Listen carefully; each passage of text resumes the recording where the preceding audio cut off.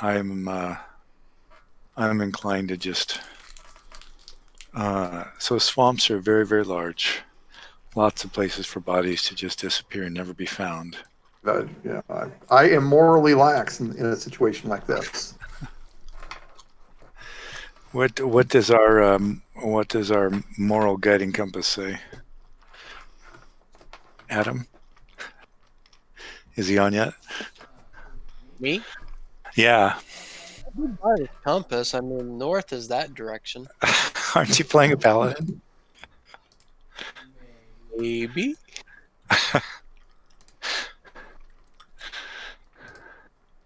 Um, after watching him shoot in that contest, Ranger, if his other buddies are just as good, we're gonna have a tough time taking him out ourselves. I would rather probably get the law enforcement on our side. Dozen of them versus 4 of us. Oh, is there that many of them? Oh, you mean the law enforcement guys, right? Yeah. Right. Yeah, and there's 3 of them. 3 of them that we know of. Has anybody had a conversation with law enforcement? I have not. I tend to stay away from them. Find some evidence if we can instead of just statements. So, I mean, if we know that maybe the hobos have something that we can use as actual evidence and they just don't realize it because, well, they're hobos. Well, if they're making a living off of extortion, it shouldn't be too terribly difficult to catch them in the act.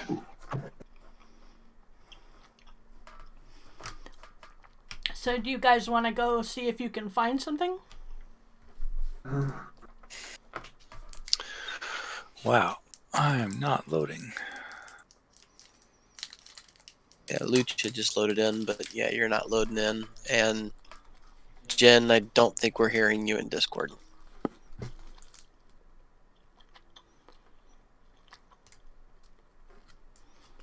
Well, on Roll20, all that I see is a black screen. Yeah, that's all I'm getting too. Fog of War. Yeah, it looks like the Fog of War is being weird. Let me just try it from scratch. I'd say let's. I mean, I don't know if we're going to be able to. I don't know how much we're going to get out of the ladies of the night. So I'd probably start with the hobos. They're probably a little more loose-lipped and probably tell us more stuff. All right. Also, I'm game. Honestly, I think if we poke around, we might even be able to find out some more information about our mage friend that kind of wants to join us, and I'd just like to find out for sure if he's part of Rendell's group or. Can y'all see the map now? Yep. Okay, yeah, it was the Fog of War. Alright, I might have some issues with that because I did actually go through the frickin' maps and set it, and then it reset everything on me. It was obnoxious. I do not see a map. Maybe I should.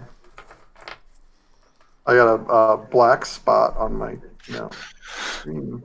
Right now. Map. Let me try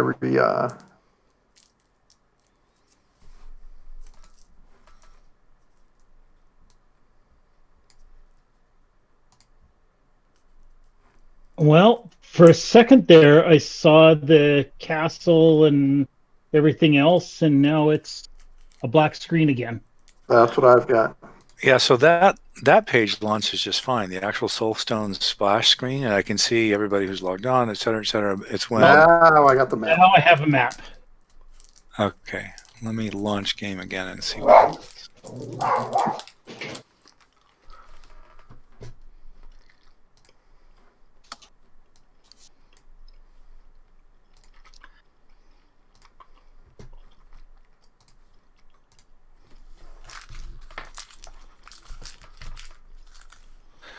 Well, it's black for me, but don't wait. I mean, if I can play 5 games of chess simultaneously in my head, I can certainly manage this without actually looking at it. That is very impressive. You could lose them all. I would still be impressed. Yeah, I couldn't do that. It would be impressive if I could. So do we want to go check out the hobos? Yes. Check out the hobos, and Adam, as the party talker, I would politely ask you to also talk to law enforcement about the issue. They may have been dealing with these guys for months and just waiting on somebody to give them help. Hold on a second. I've got one of my sisters calling me, so I'm going to.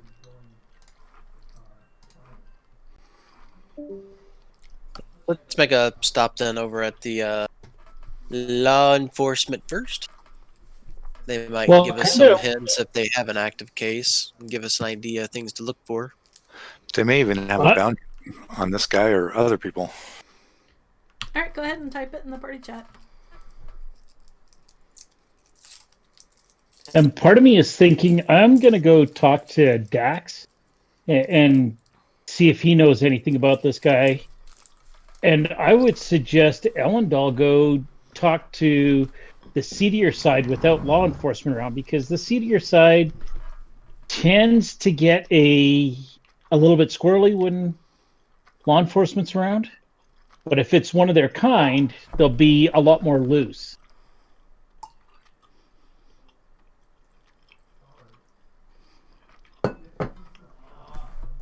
Well, type what you're doing in the party chat.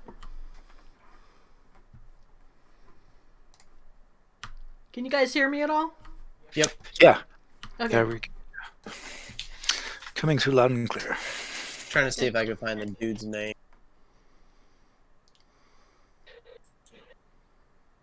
Rogus.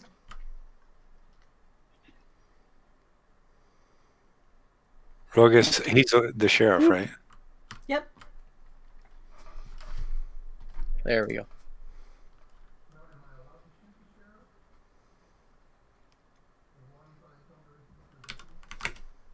As long as you don't think about it.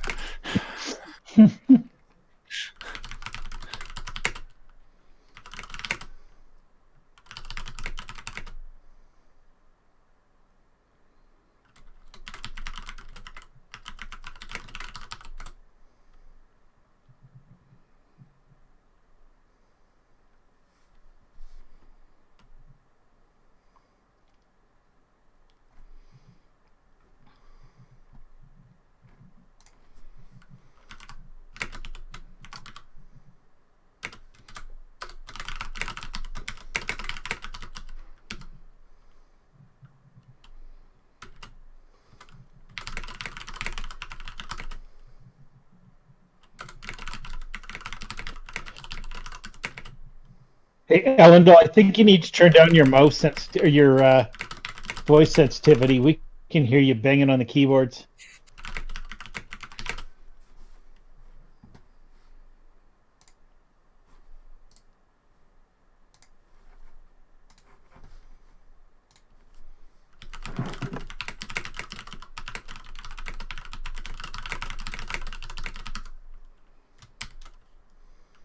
Oh, I have to choose who I was.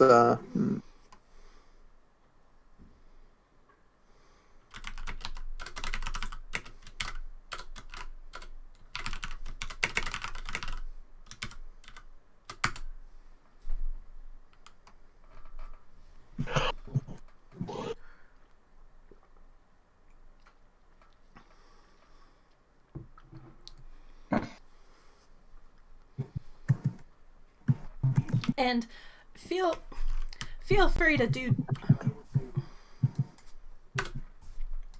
feel free to run more than one conversation at the time. I can follow it.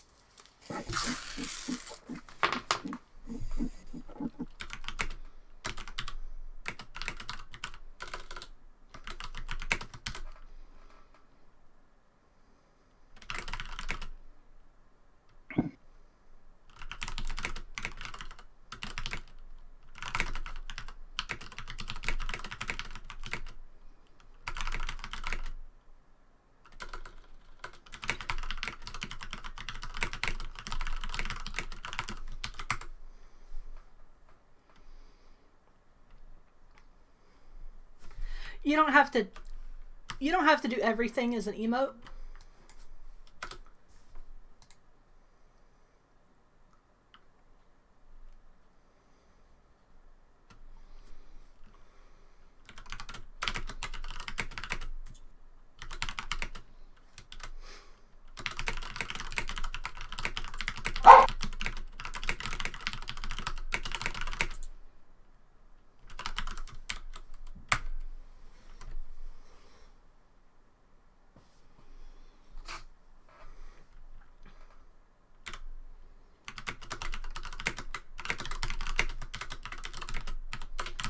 Oh, ask what he considers solid. Let's give him what he wants.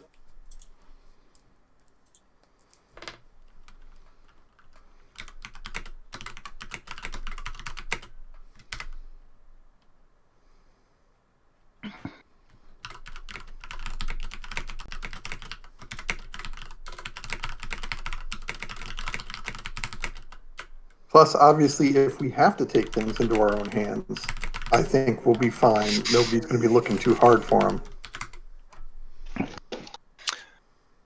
Hey guys, sorry to interrupt, but I'm going to be more than a little disabled if I can't see chat. So help me get past a brain cramp. I click on the link for app.roll20.net, join, blah, blah, blah, and I see the Soulstones page with all of us online, including Jenny. My next step is clicked launch game, correct? Right. Yep. Yeah, that's what I've tried a half dozen times. It takes me to a black loading screen that says app.roll20.net editor, and it just stays black no matter how long I wait or how many times I refresh. So I'm wondering, what can you give me the URL for what's at the very top after you click launch? Is it editor? Yeah, mine is app.roll20.net /editor/. Okay, so that's it. I just need it to effing load. Browser are you using? Chrome. Good idea. What browser is everybody else using? I'm I'm using Chrome. I'm using I'm Chrome. in- You know what you need to do? Exit out of everything in Chrome, and I'm assuming you're using it on your desktop, like on a Right? desktop PC. Exit out of everything out of Chrome. Go into Internet Options in the control panel. Clear your cache. Come back in. Huh. Okay. Yeah, it's weird that it would work last week with no changes in configuration, and then this week just die. So you're saying clear cache, clear cookies? Just clear the cache. Okay. I see this quite common in some of our stuff where something just lingers out there.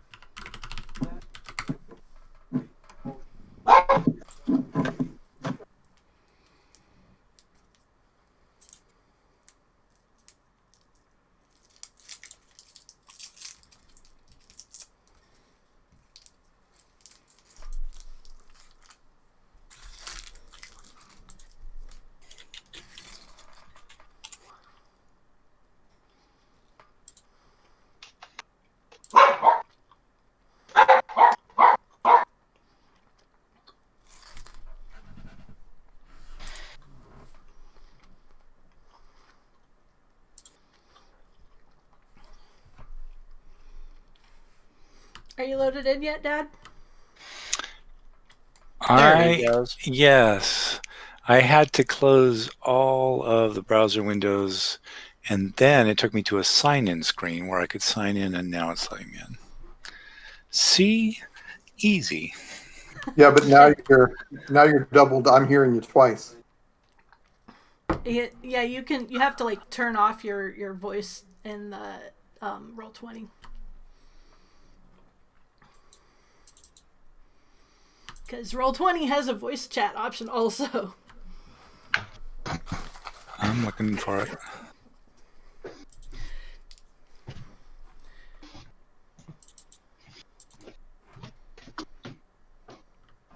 How about now? Do you still hear me?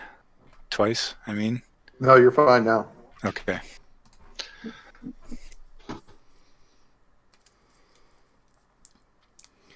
Alrighty, so just a recap. Lucia talked to Dax. Dax said that he knows of a family that lives down by the roots. And Theon kicked their son in the head, and he's been unconscious for 3 days.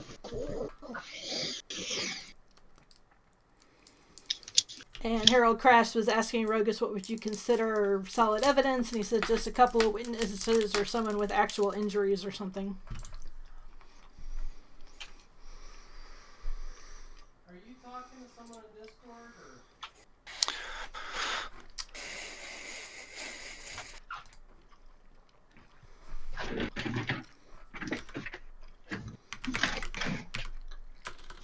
Okay, catching up on chat. All right.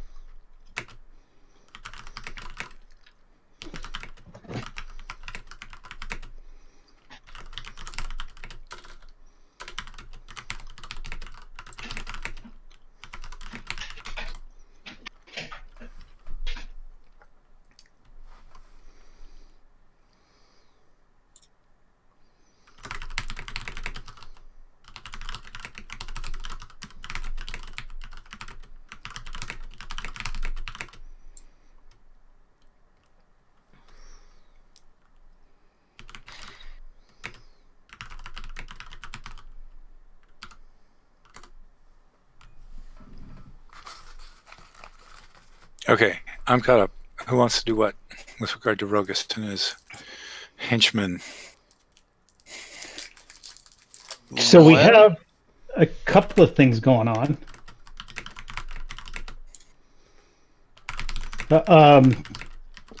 Number one, I caught up with Harold. I'm not quite sure. Did you stay with Harold? Listens? I could easily have. It's up to Harold. Yeah, That's that's fine. fine. He didn't go Okay. very far. He went like 2 rooms down from the inn, so. So I let them know that Dax has a person who was kicked in the head by these guys who is still unconscious, and he's willing to take us there. All right, I say we go. Sounds good. yep. Do we want to see if we can find Ellendal first, or do the three of us just want to go? No. I'm right here. Yeah, let's find Elendil. I'm here. Oh, I thought you were down talking to the lowlifes. No, I wasn't ever. No, I said I had followed kind of Harold to see, but I was well behind him to see if anybody was watching him do anything. Oh, okay, my mistake. Okay. So yeah, let's go back and as a group and go see Dax. Yeah. Should we try to show up impressively to maybe convince them to want to speak out? I believe that you're going to have the best chance of talking people into things. Now, if it ever gets to bribery, I think that I should go. But for these kind of things, I think that you should be doing the talking. Do we think that's going to be a persuasion or intimidate or bluff, or what is that? I don't think we'll really know until we get to talk to them. Okay. So I think for us, it's really authority is kind of a catch-all for most of those.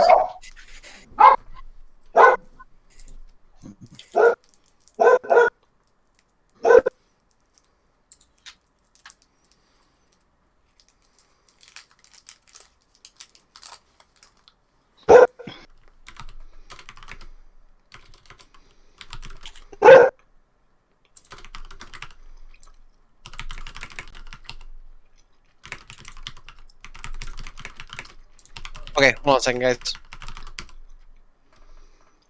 I will leave. I will actually put my armor on and come back. Okay, now let's go. All right. I am always wearing my stuff, except for when I'm sleeping. Well, not sleeping. I guess I meditate.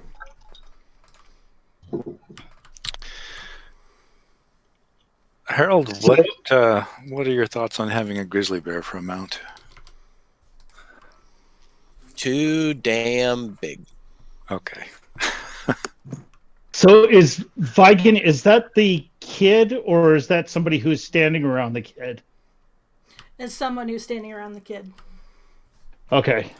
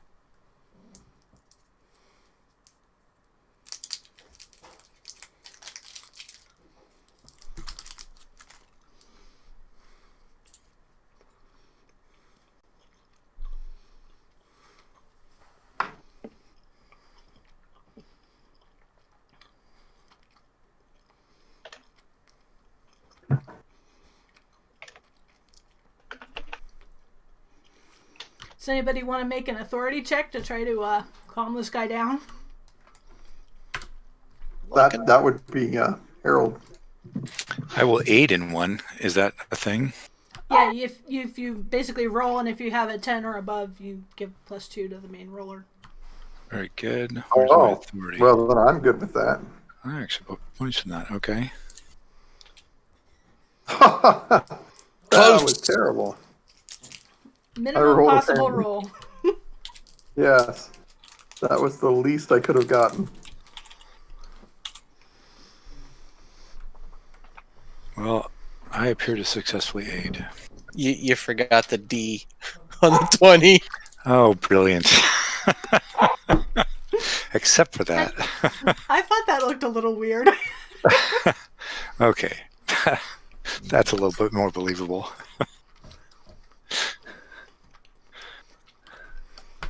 So I fail to aid.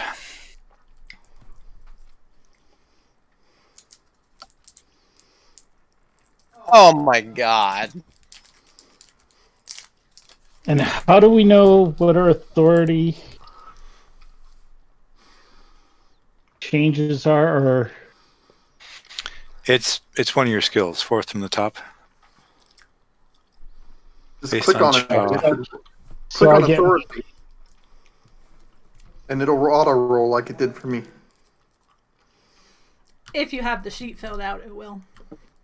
Oh, Otherwise, you need to manually do it. so I get no bonuses.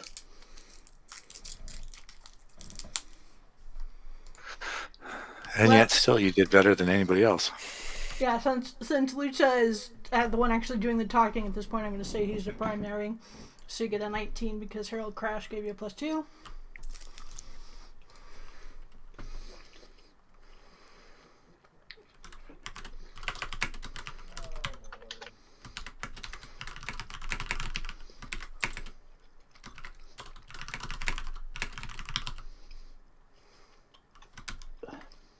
Would Listens have anything in his repertoire for healing? Certainly. Yeah, I have a lot. I can cure as a spell on demand. I also have the heal skill maxed for my level. Well, So I can cure as a spell on demand. I also have the heal skill maxed for my level. might be good. And I've got potions that I'm willing to use. Need be. This Yeah. guy has a head injury. You will need to roll a heal check to correctly diagnose it. And then you can either Okay. cast Cure on him or apply a potion in such a way as it might cure the injury.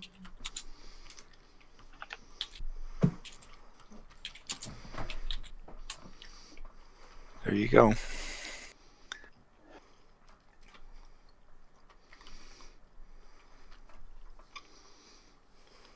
I was asking. I'm assuming it's the dad.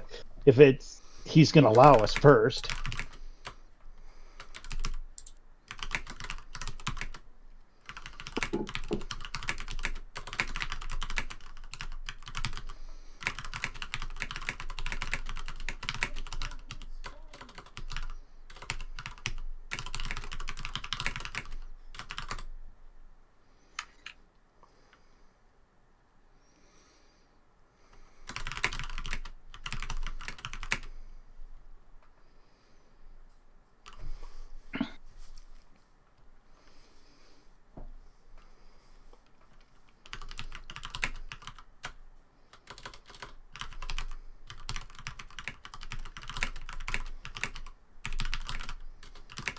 This is a good test case because Cure is only one spell point, and I heal 36 hit points.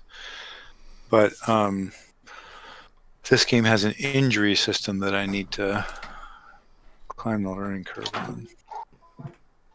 This is a head injury we're looking at.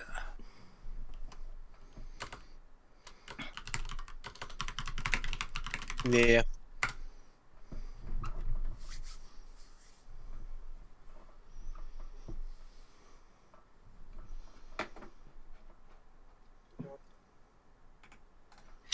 So the injury page on the Soulstones portal is mostly about taking and inflicting injuries. Is it a normal? So if I cast a Cure spell for 36 points, is that going to heal his head injury, or do I need to do a heal check?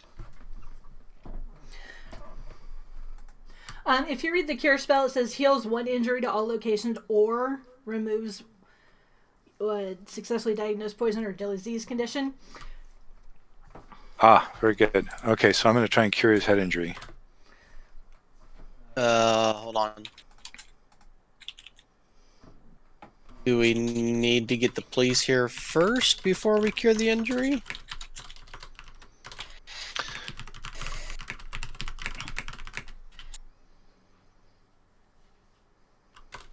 Yeah, good question.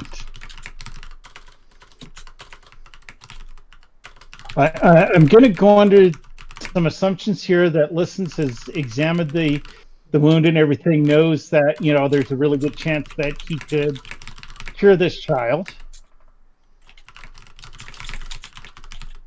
So, yeah, but I also don't want to leave this family alone at this point in time. So I'm thinking... I can always fetch the guard. Yeah, that's exactly what I was thinking. 3 of us stay here with the family, and if you can go fetch the guard. So I'll wait for the guard. Nothing's going to happen. I mean, there's nothing happening with the injury right now other than... No, he's stable. He's been unconscious for 3 days, so you don't think he's going to croak in the next 15 minutes. Right, and... Okay, so would 6 potions then? Because a potion removes a... Right, 6 Well, potions Henry. or... 6 potions or Listens would need to cast Cure 6 separate times, basically.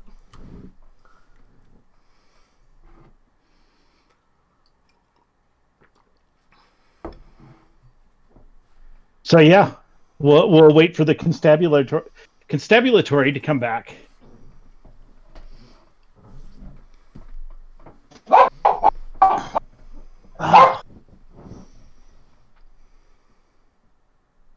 So ask somebody what happened to the kid. Did anybody see it? I'm going to ask you to make one more authority check to convince Vigan to let the guards come interview him and his kid.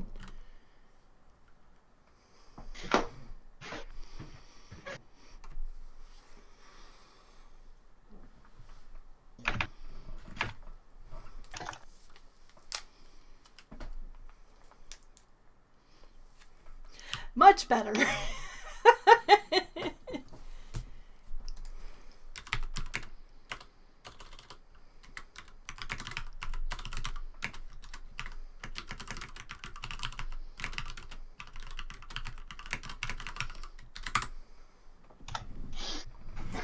Yeah, I can't beat that. I'm not going to roll.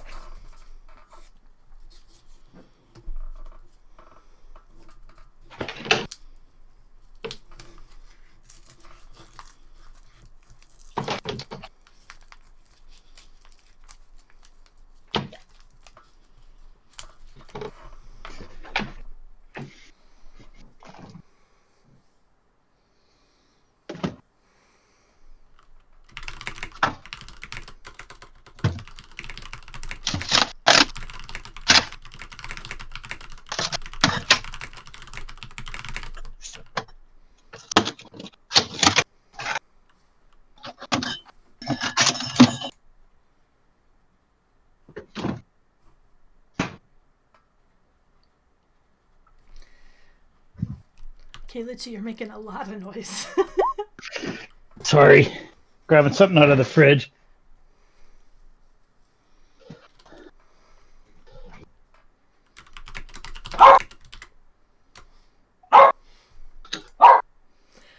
Okay. Make a authority check to convince Rogus to come with you.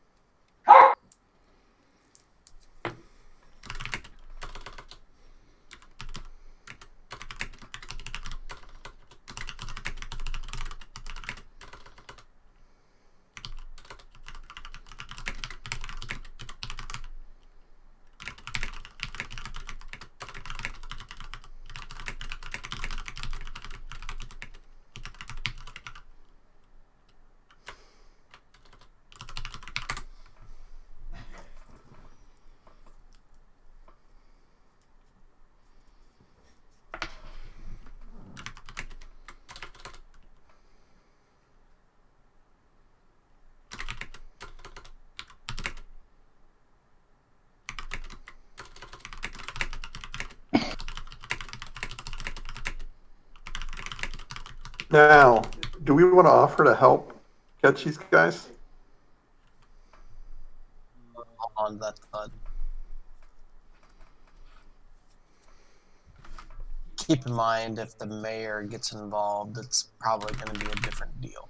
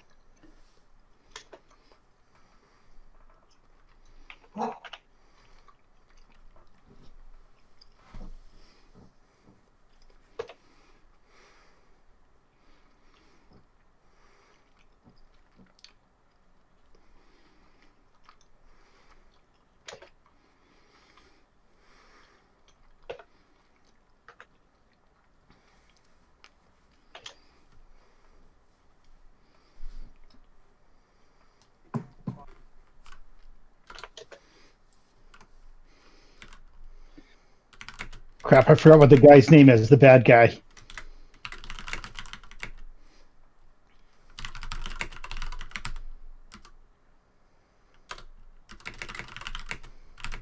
Rundell and his team. Rondell, that's it. Rundell. His token is there on the image. Yeah, except for some reason I don't have names under them, even when I click on them. Oh, hang on. And I only have like the names under myself and listens. There we go. Okay.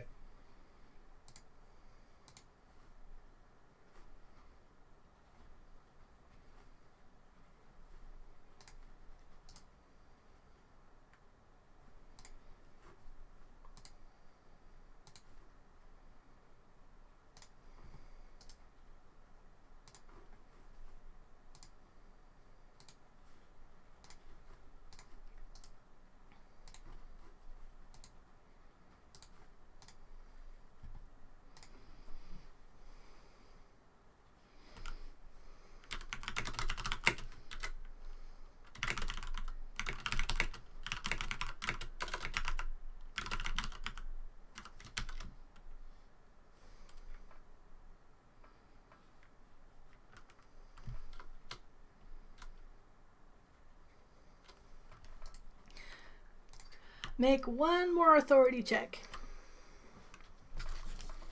If you want to try to aid, that's cool. Since everybody's been involved in this.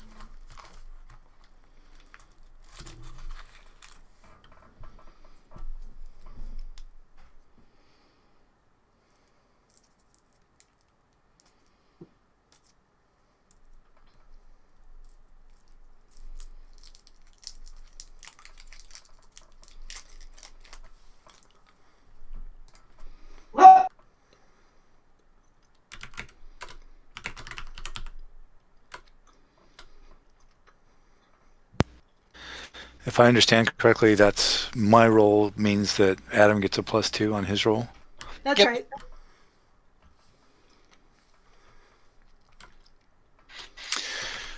Well, okay. So since I've been on mute now for like 4 minutes and everybody's been ignoring me, And there he gets a +2 for me as well. the one critical question I had, Jenny, was could you walk me through why that healing of the child took 6 cures? Was it because I diagnosed 6 injuries? Yes, that's it exactly. Okay, thanks.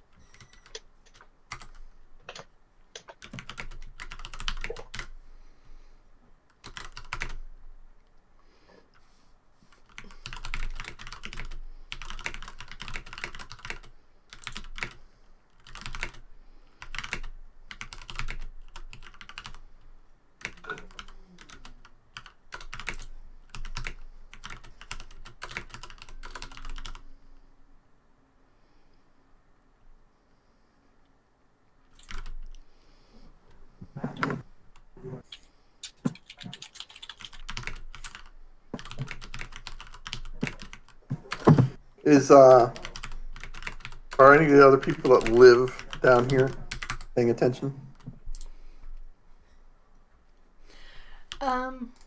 No, they have mostly departed from where they can see you because of you and Rogus being there. They don't want to be involved.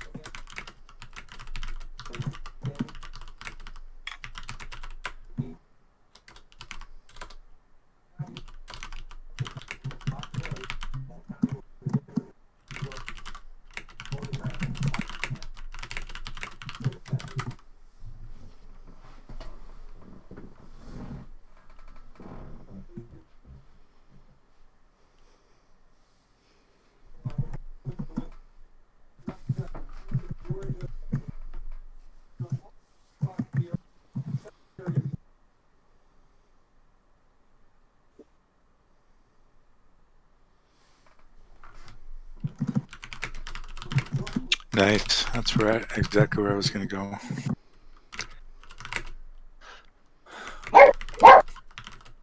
If he had something that was stolen that was monogrammed and engraved by his dear, dear grandmother with her initials, that would be perfect.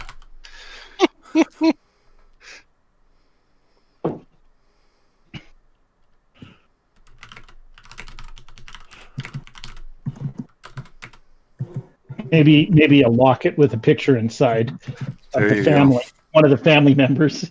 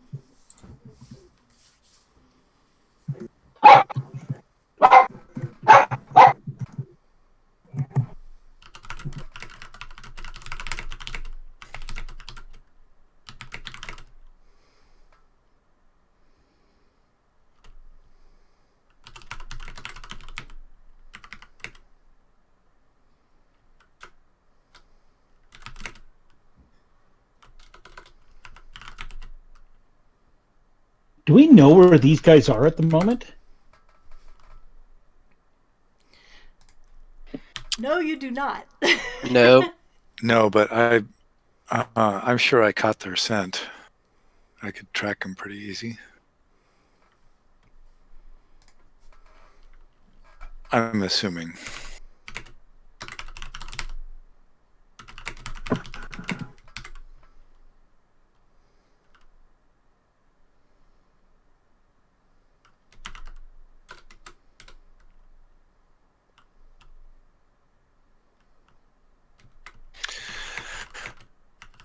Jenny, I wrestled Rundell as a bear. I assume I caught his scent, correct? Sufficient to recognize him and track him?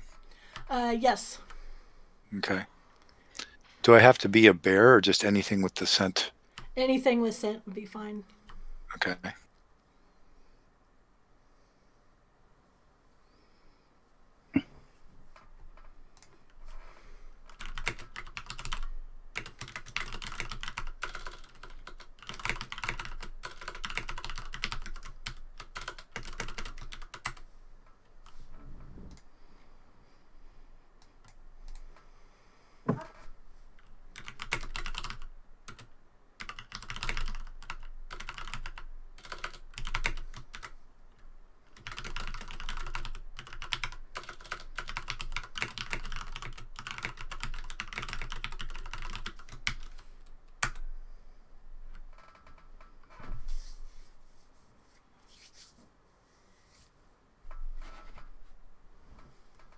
This looks like another authority check. Remind him that we did just heal his son. And that huge canoe outside, that's ours. I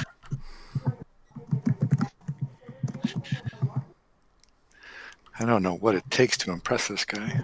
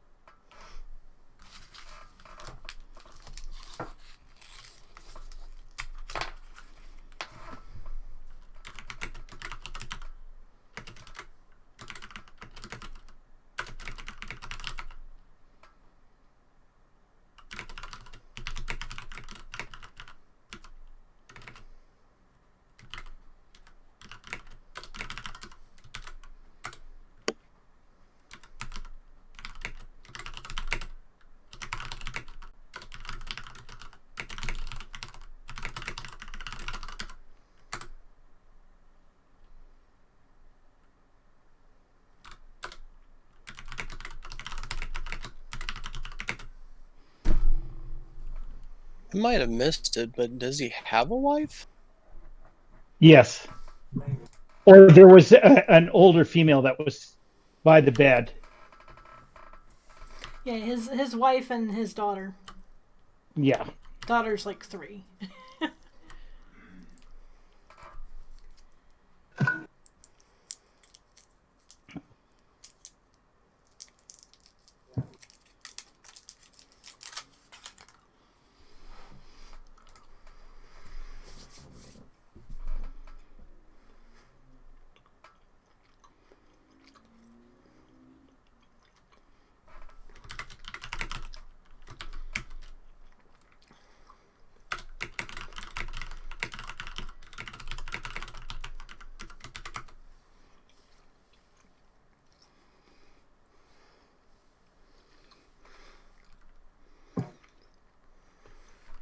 Mm.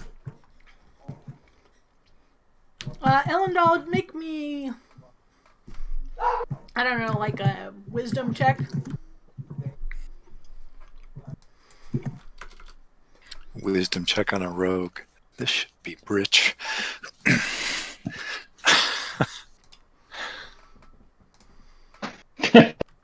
Never mind.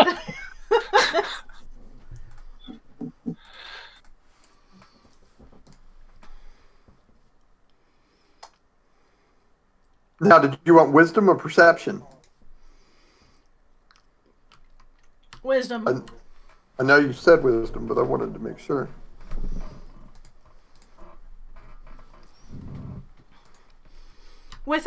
Basically without specific injuries or specific items, most of the people around here are not going to be particularly helpful to you in building your case. Okay. Or do they have stuff that they gotta watch? Not anymore. Yeah, that's what I thought.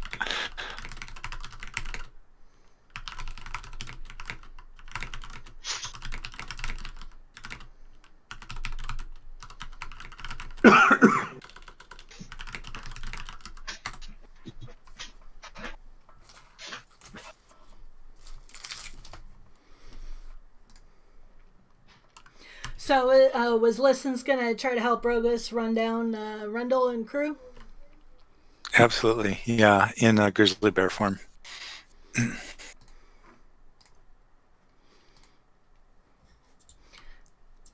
Okay, long story short, you guys basically caravan back up through the tunnels to the main area, and you guys very rapidly find Rundle and his buddies at the alchemist shop doing some shopping.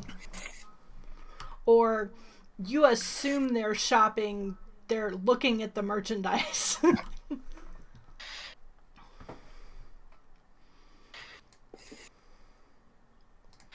Probably shaking them down.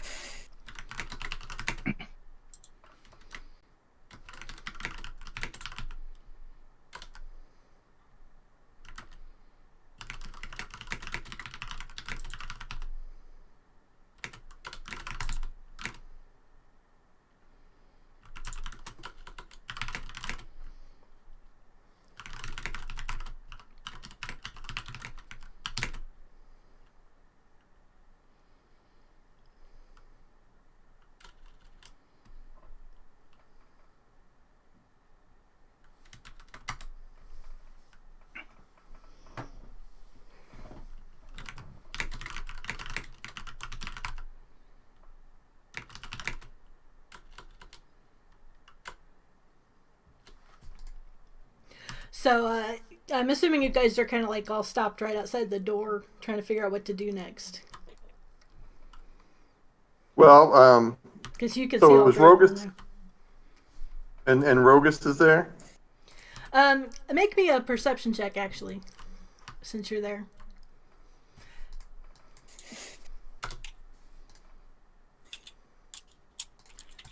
Yeah, it's you, Rogus, Daz is there, the family is all there. Your whole little procession is there. Well, I'm going to ask Rogus, you know, if they were trying to fence stolen goods, do you know where they would have gone?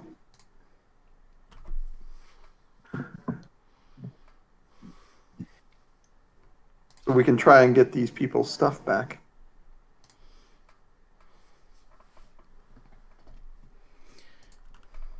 Rogus, if they were trying to fence stolen stuff, they'd probably sell it to either Factor Edelendo or Vartul the Madam. Both of them will buy stuff and not care too much where it came from. All right. I'm going to go. Did they I'm have gonna go any? to that- Sorry, go ahead. I'm going to go to that to the first one and go see if Dave Risa. I'll go check both of those and see I if they've assume we're- recently purchased a silver mirror and comb thing. Aren't we tagging along after Rogus? Or did he wander off somewhere? No, he's No, here. Okay. Oh, So I'm happy to follow his lead. I assume he's now in the process of Arresting what these Ellen guys. do. That's what I was trying to figure Yeah. out. Basically, you guys went all the way up top of the structure. You're outside of the alchemist store. You haven't gone in yet, but Rogus is there. Basically, giving you guys time to come up with a plan. all right. Now that I notice that Pronwis is in there, I'm sticking here for now. Well, so let me ask a question. Does this store just have the one front entrance? Yes. Well, there is a door in the back, but you think it goes to a storeroom, not to another exit. Okay. Most of the dwellings, since they're built into the stump, don't have a second exit. Unless they're especially large. So while Rogus and Harold are inside, I will position myself at the door to make sure that the only way they're getting away is through me. How big is this room? Pretty much It's you've all been in here before because you went shopping for potions and so forth. It's like 20 by 30. It's big enough that she's got a couple of counters with potions on them and shelves and stuff. But it's not huge.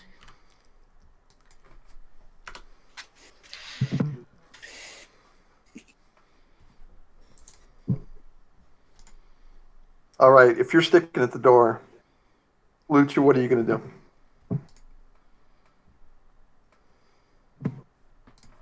Is there? Can I try to read the lips? No. What the heck is this? I'm willing, just to let you guys know, I'm willing to go in ahead of Rogus, pretend I'm shopping, and then, They're you not. know, Pranwis and Cheo are the only ones talking, and they are way at the far end of the place, and it's quite dark in there.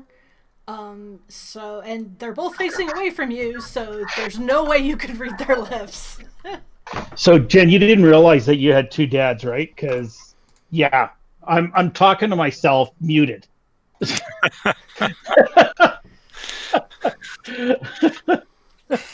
I'm muting myself because my dogs are going nuts tonight. I'm not sure what's going on. I get a lot of background noise. Yeah, so a couple of questions were answered. The only question that I had here was, did they have potions already out that looked like they were trying to buy them or anything like that? Or were they just perusing the cases? There aren't any cases.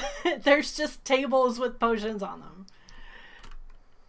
Okay, but does it look like they had some set aside that they wanted to purchase? No, I Etc. mean, there's all the way at the far end, you see Prandos and Cheo talking.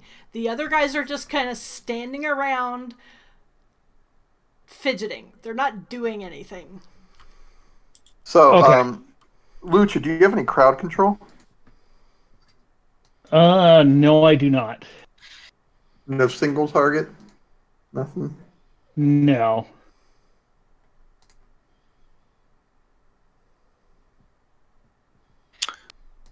I may. And you can always, just become a skunk. That would drive them out the door. Well, so Pradwas and the Alchemist are inside, and so Rundell's inside too? Yes.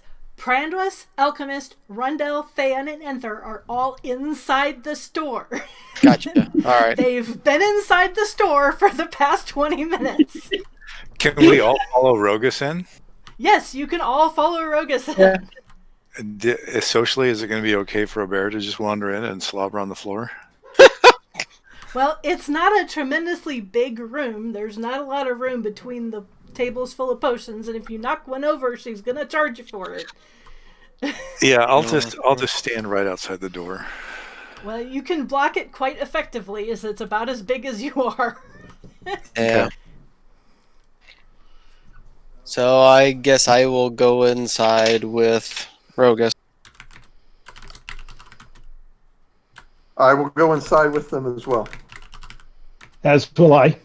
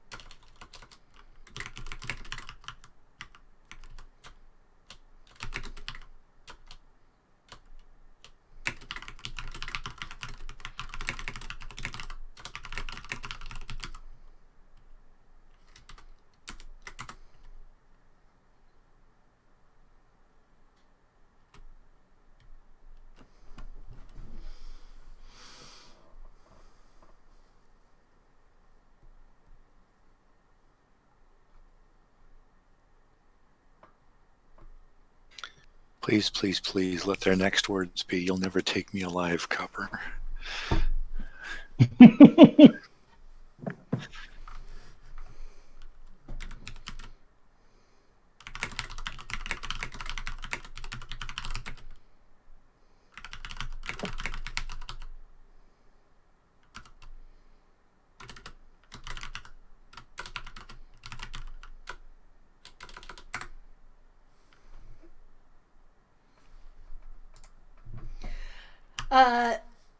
Make me perception check. Is that I'm wondering, is that the nod of attack or? Make me a perception check.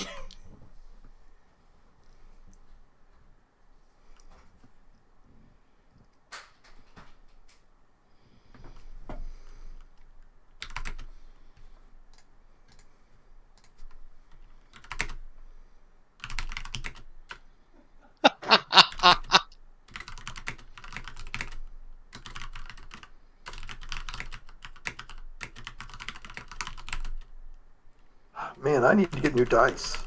Been rolling like shit all night.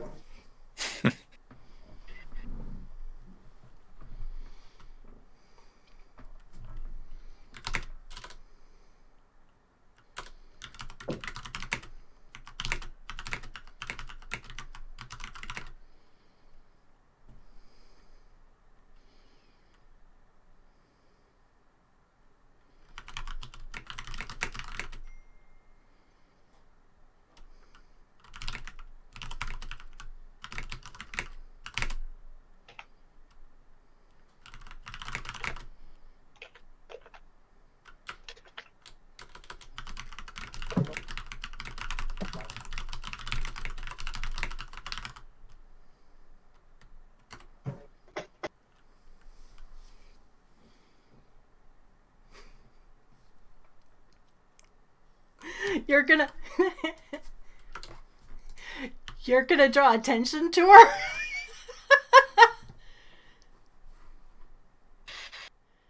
Yeah, now we're all staring at Oh, her. I'm sorry. That's one of the.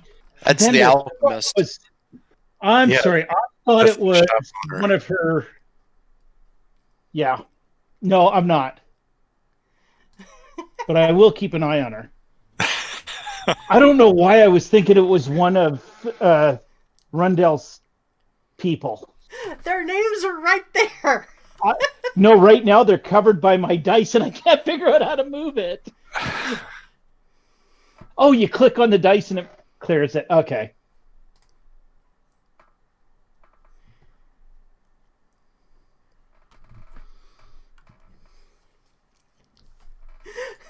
Okay.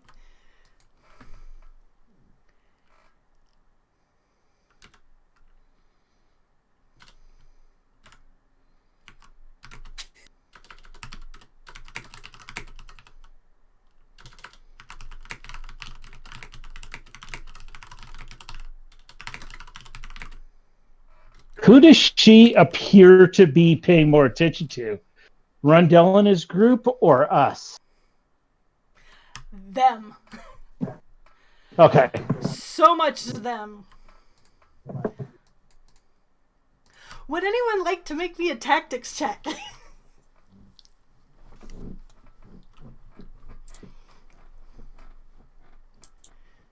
Yeah.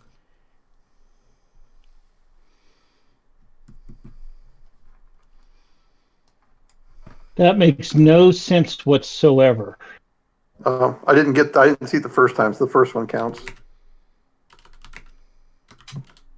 Okay, Jen, I'm going to make an assumption here that there's something wrong with Obsidian Portal with the tactics check because that says it's an int roll, but it doesn't give me a bonus where all of my other int rolls are +5.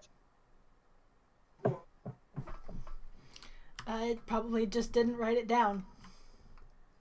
Oh, those are manually entered? Yeah. Oh, okay.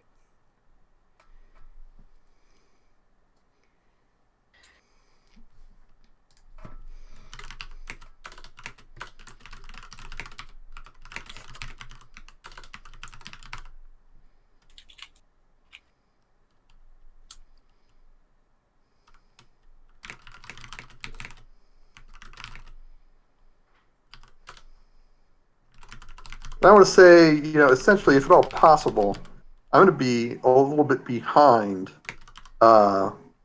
Rogus and Harold. Maybe off to the side of one of them, but it's not going to be standing. I'm not standing in front of them.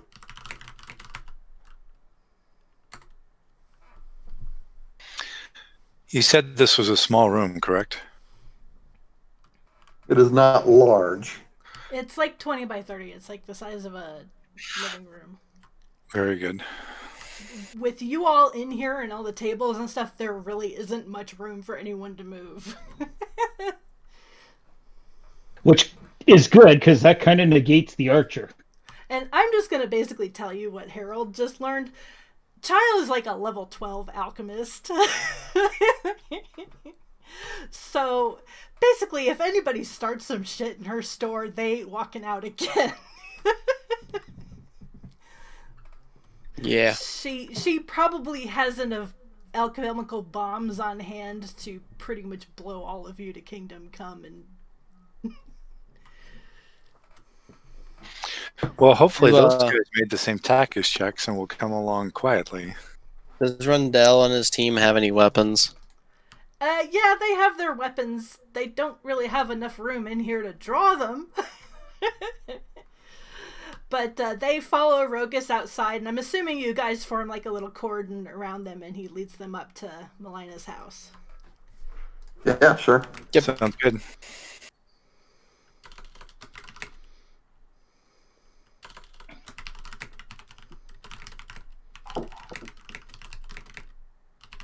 Can we, before we do that, can we divest them of? If they're under arrest, Divest them of any weapons. Well, I'm trying to word this correctly. Divest them of any weapons that we can see and kind of give them a quick pat down. And or didn't Roga? If Rogus arrested them, didn't he do that? He did not arrest them. He said that Melina Bailey wanted to talk to them. Okay. oh, okay. This is small town cops. This is not Detroit and New York. Yeah, given the etiquette around here, I'm gonna say you guys have a high enough authority check to know this. At least Harold does. That would be really, really rude. Rogus at this time is basically being polite. Yeah. But they haven't been charged with anything yet. So he. Okay, I misunderstood. So fair enough. They haven't been Mirandized. Nobody's asked for lawyers. Right. Yeah, I mean, he doesn't really have authority from any force or anything like that. He's pretty much just a strong man. So he's gathered them up, and he's just taking them to his boss and where the rest of his dudes are, and they'll surround him and go from there.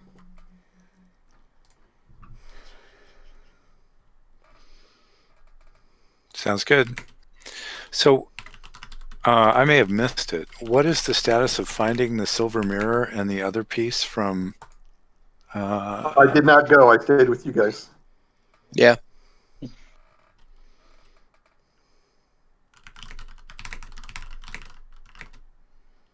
We can. Because I figured I could do that later if need be. I wanted to be there on hand, Yep.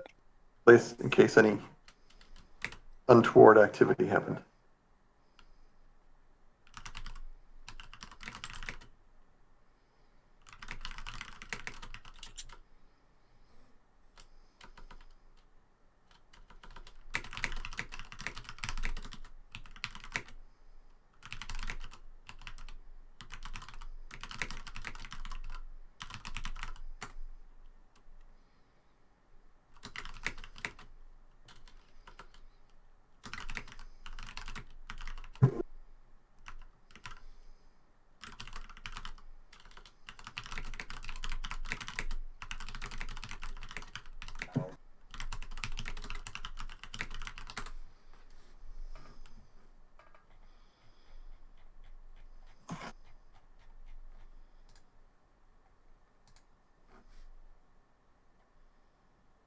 Do we know how long Melina's been in charge of this area? Since it This was town? founded, roughly 40 years. Okay, so we have no. I mean, that would be reason enough right there not to suspect that she could possibly be in cahoots with these guys. Yeah, there's no way. Yeah, okay. They just seem to be a little bit too easygoing with being brought in front of the constabulary.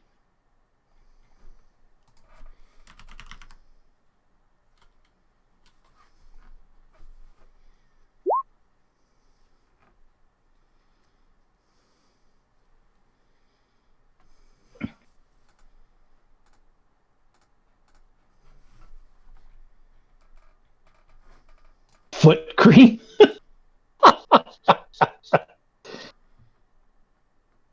In case one of them has athlete's foot.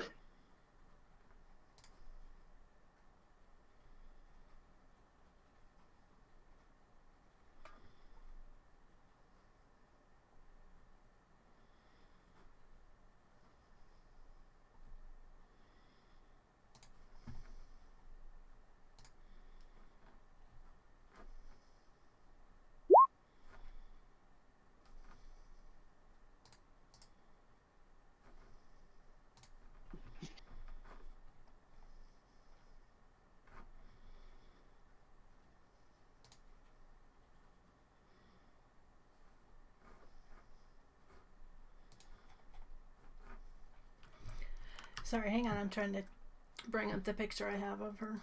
I thought I had already in here. Isn't she the one with the weird hat? No, that's Daz. Never mind. Have Vigan and his family been tagging along with this the whole time?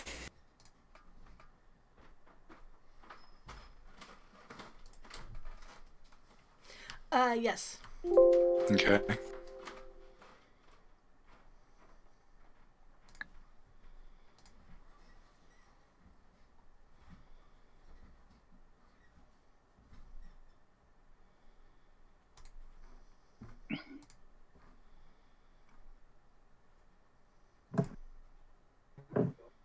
There we go. Yeah, okay. Nice.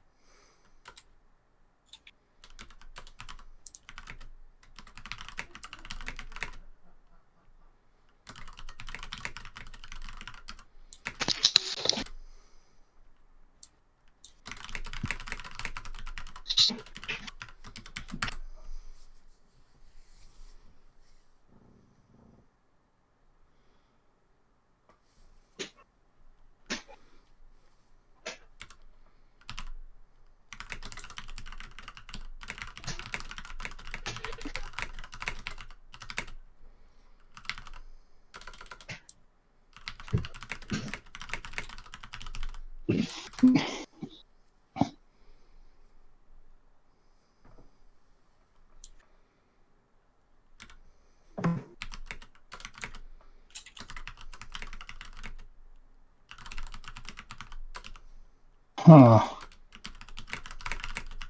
How long has Rundle been in charge of the town constabulary?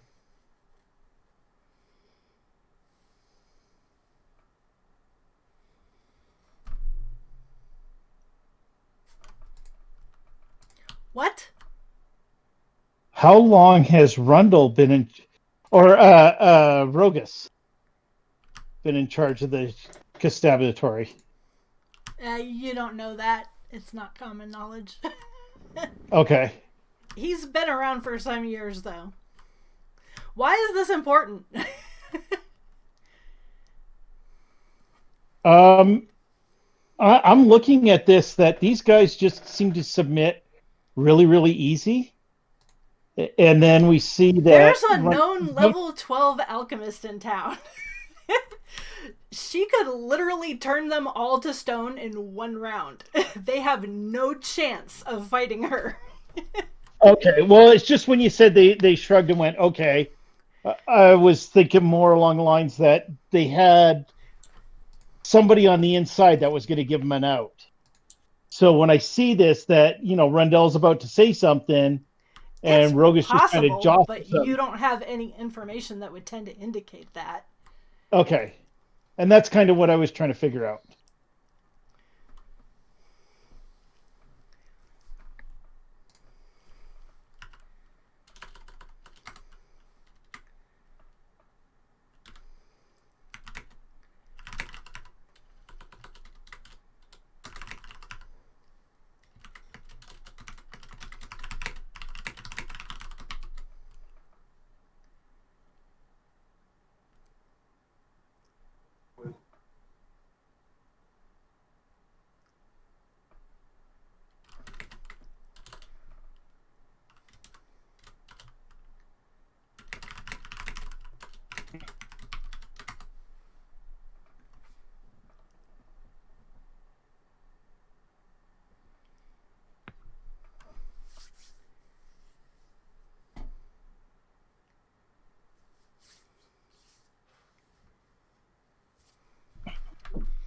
Okay, I'm basically going to sum this up.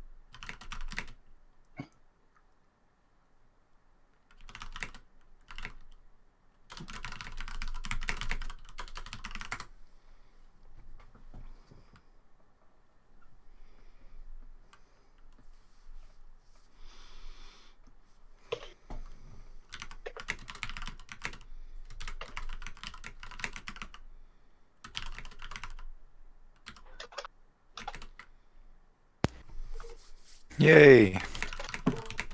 And there was much rejoicing. Did Vigan and his family get their stuff back? At this point, no.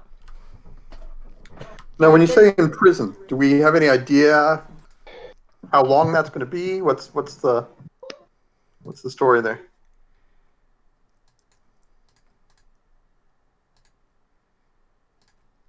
What probably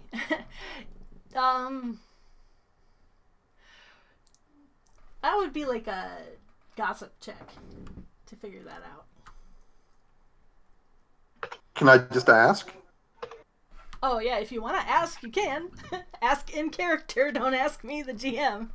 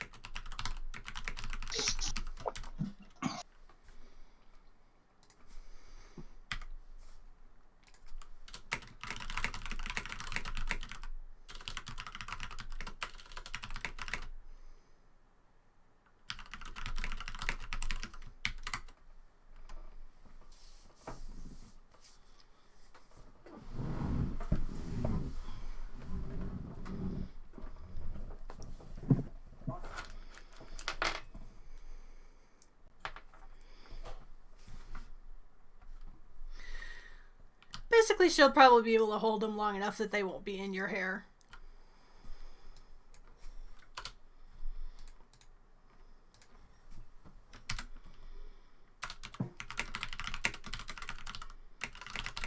All right, so time to see if we can find the pieces.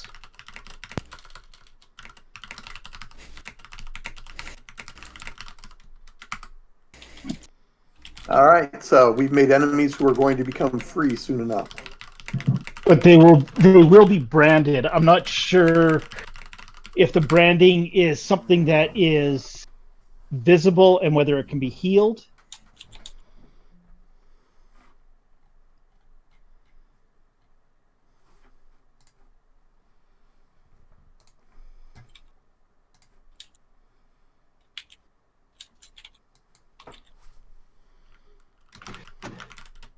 I'm always up for a good tea.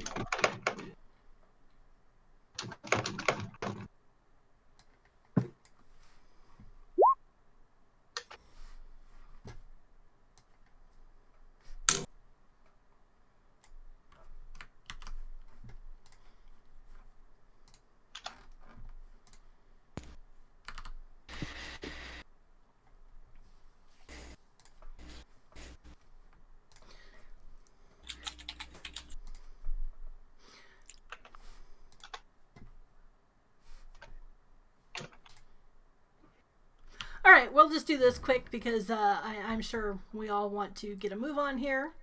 Yep. So I'm just going to give you a handout you can read real quick. Basically, her servants bring tea. They feed Vingen and his family.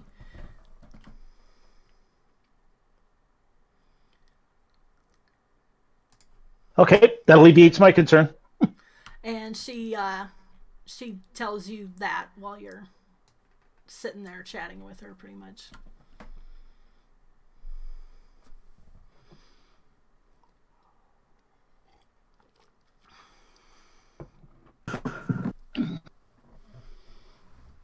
It's basically a brief history of Stump.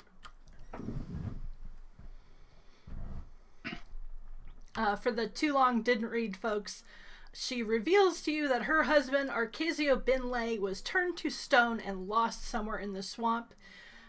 They haven't been able to find him because magical scrying and locating spells are not working for an unknown reason.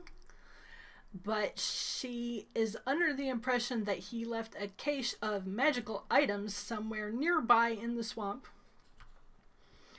and clues around Stump to help locate him.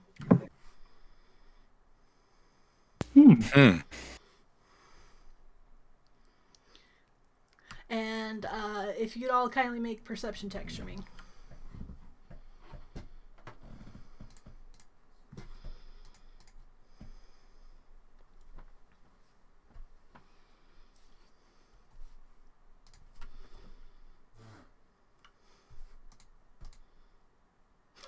Sorry, I had wrong screen up.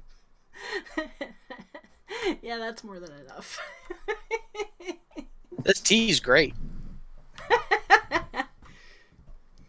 Okay, well, Listens and Ellendal both notice that there is a placard that looks to have been there a long time on the wall of Melina's sitting room, and it is you recognize it as a trailblaze, and the symbol is tree and the symbol 2.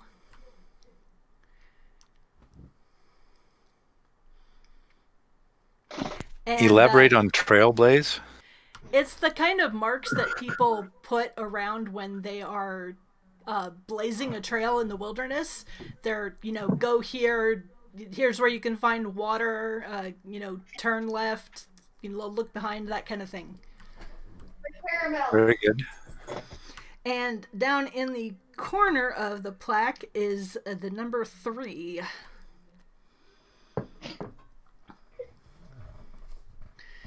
Wasn't intending to be quite this obvious with this, but I'll give him a little push. So the trail mark had the number 2, but below the plaque is number 3. Is that Yeah, what I'm it hearing? is the mark of a tree. Mm-hmm. It's basically the symbol for tree, and then a numeral 2, basically 2 vertical scratches. Okay. And then below that, there is a number 3. Yes, in the corner, very small, just marked into the corner of the plaque is the number 3.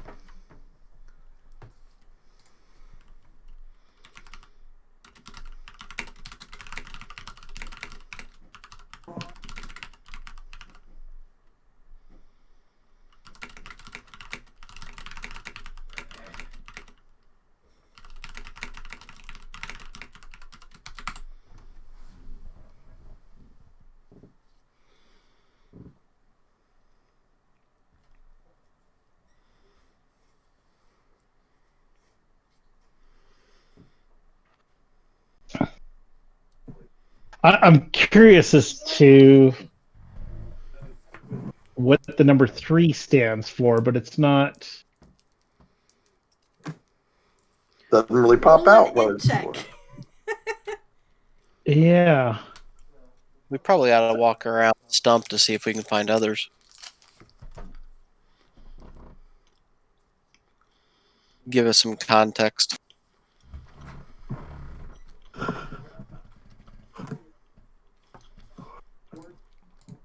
Yeah, because we don't really have a Do you want to make an ranger. int check? What? Int. Roll your intelligence. Here we go.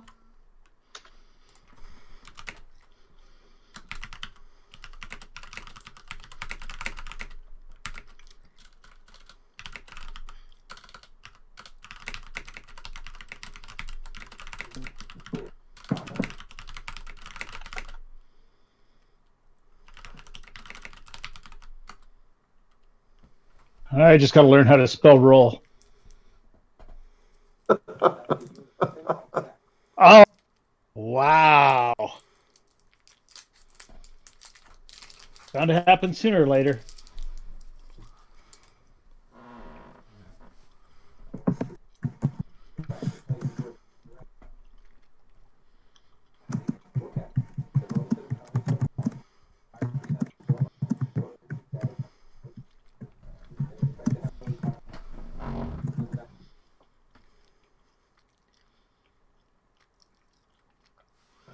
She just told you it belonged to her husband. No. I mean, where in the world? From her husband's personal belongings. Oh, okay. It's the stuff he owned and left around the house when he disappeared. Okay.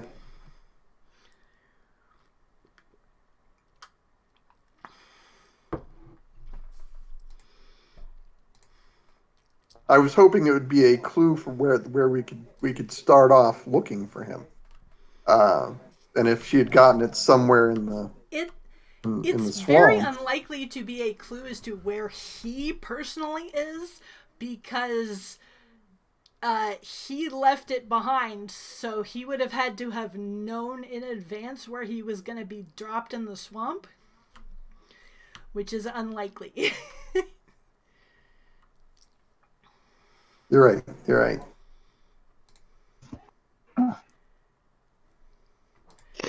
Yeah, you. Okay. It's been 30 years. You can't get any scent of him personally. That makes sense. So the trail's long, cold, Yes. and he's stoned somewhere. So other than stumbling across him or deducing where he has ended up, Or figuring out why he cannot be magically scryed or located.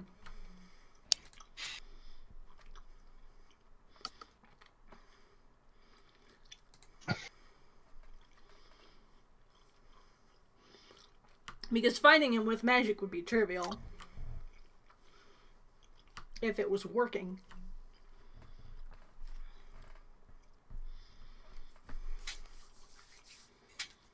Okay, I need like about a 10-minute break to deal with supper and a few other things. Do you mind if we break here for a second? Yeah, that's fine. Sounds Okay. good. Back in 10.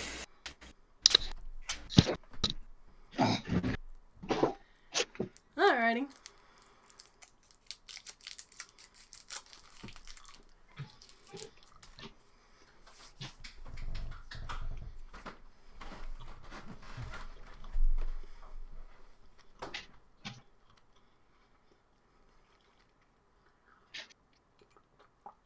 I guess I can go over my little story here, which I thought was pretty cool. Right on the left-hand board, change light bulbs. But Melania basically tells him, "Oh, this was a hang on. Dad's bathroom.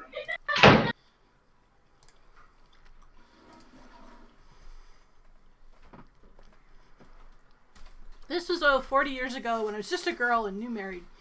My parents wouldn't hear of me marrying some wild alchemist, but I knew he was a good man, so I ran away and we were married in secret. There was nothing here back then, just some stilt huts in the swamp.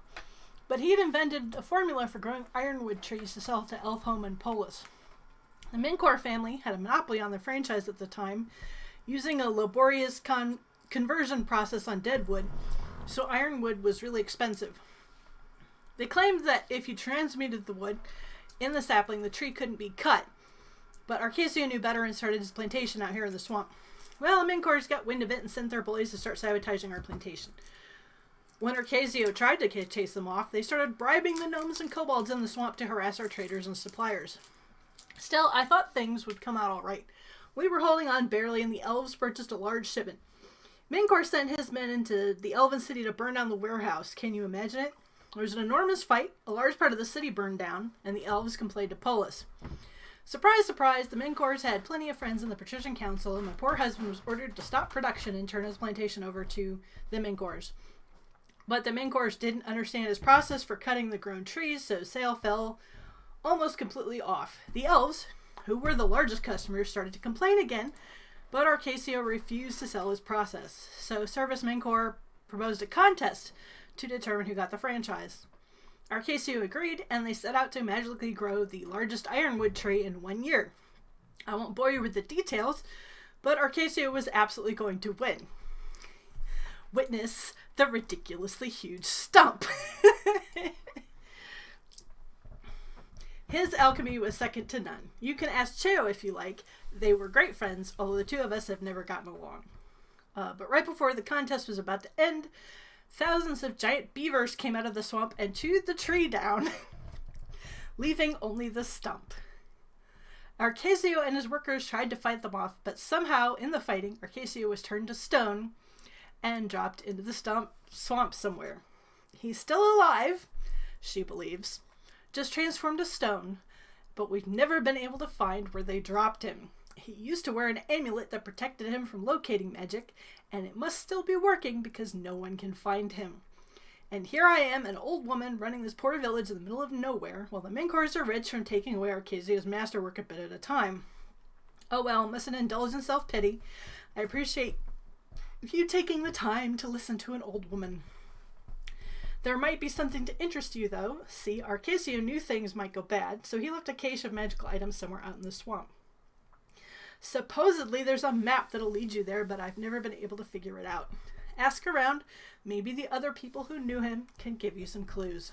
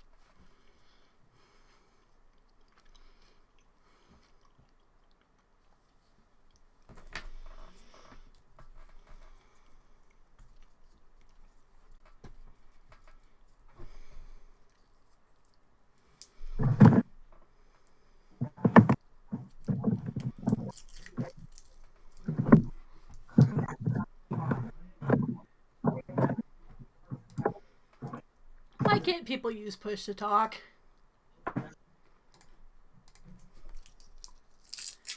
Just gonna mute everybody savagely until they stop.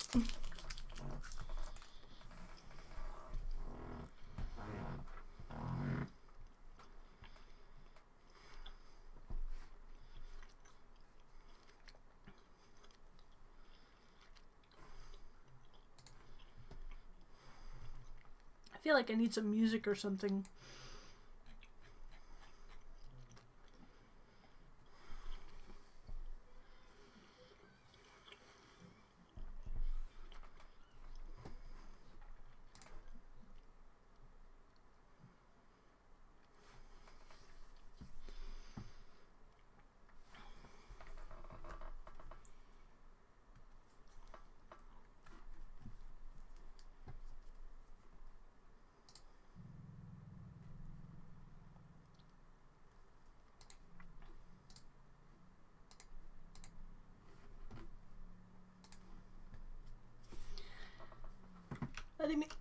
Let me know when everybody's ready and to go. I'm ready.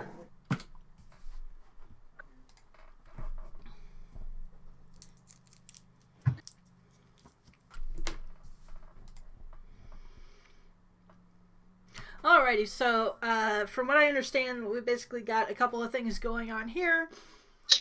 You guys want to try to locate the Vidian's family stuff and basically look around Stump, see if you can find more plaques, right? Yep. Yep. Roll me some I'd also be curious to see if there's been, if she's heard of any rumors or anything like that. I've seen something that resembles that.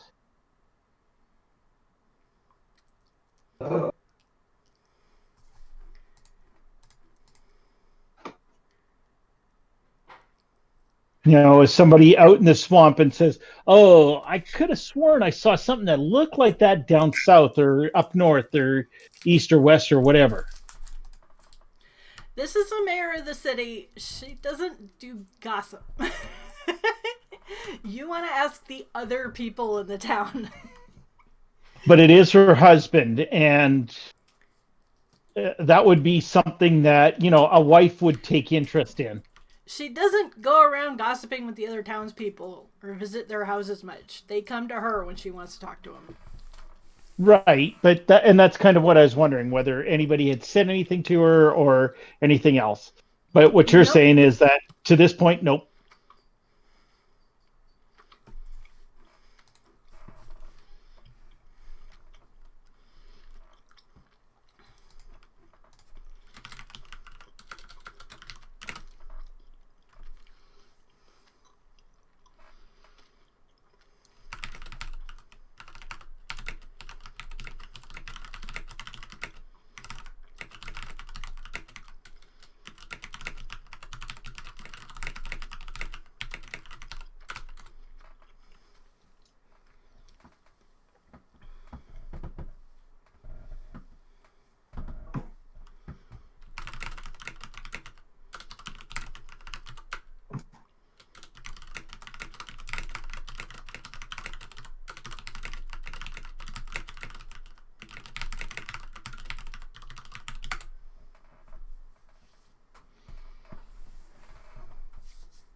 Okay.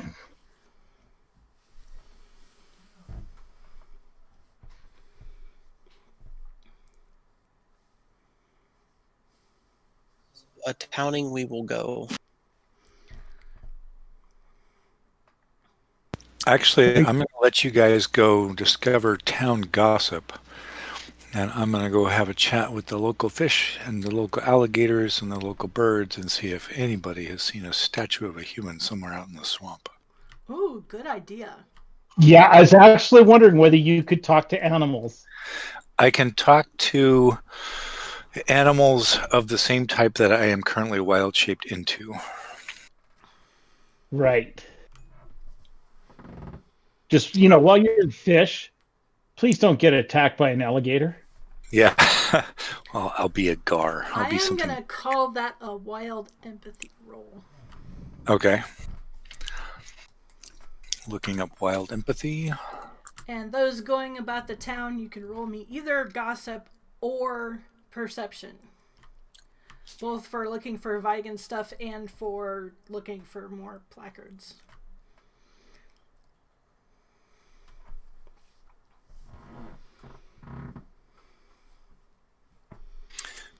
Does wild empathy have a base stat, or is it just a straight up thing? It's your druid level plus your cha bonus. Okay. Oh yeah.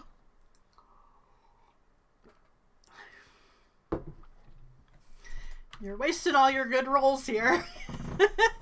I know I am, but hey, the last time I got a 2.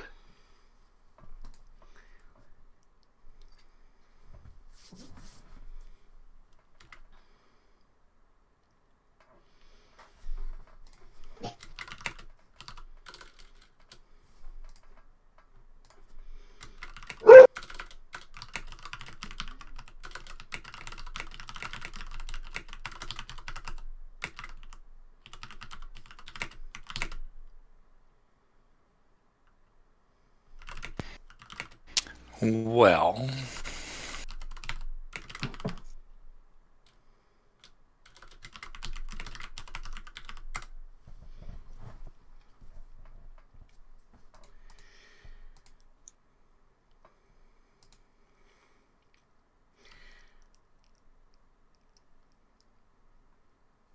All right, do we have to buy it off them? I'll do that.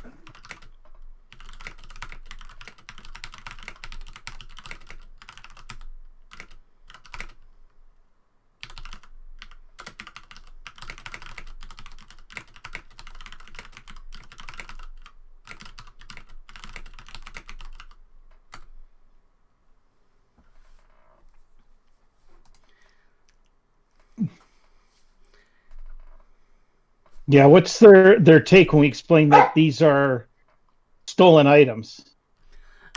When Madame Vartul hears that you got Rundle and Co. locked up, he just gives you the pin.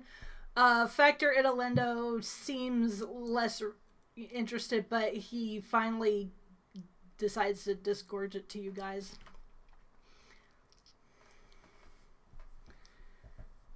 So you're going to get the items back without too much trouble. And I'll make sure that they actually get returned to Vigan's family instead of, into Elendal's little... What are you trying to say? What are you trying to say? I'm not trying to say anything. I'm flat out saying it that, you got sticky fingers. I was just going to save it for them because I didn't want them to get mugged again. Ah. I'm all about the people. Right.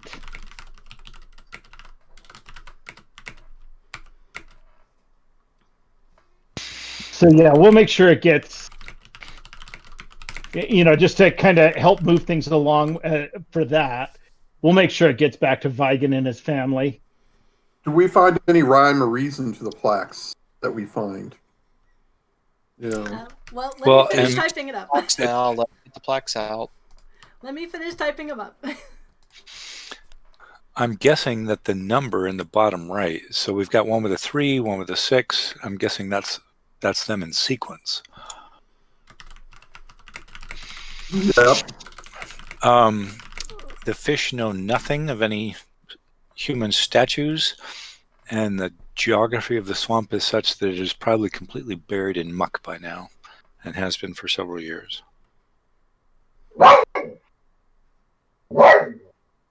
If indeed it was dropped in the swamp.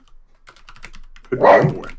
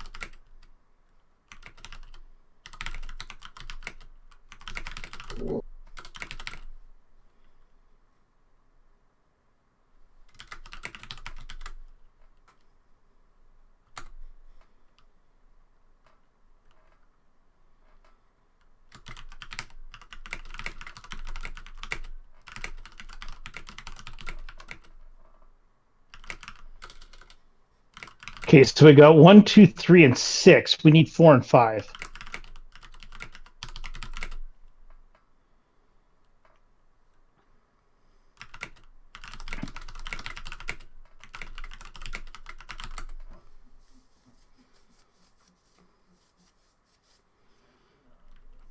And a start point.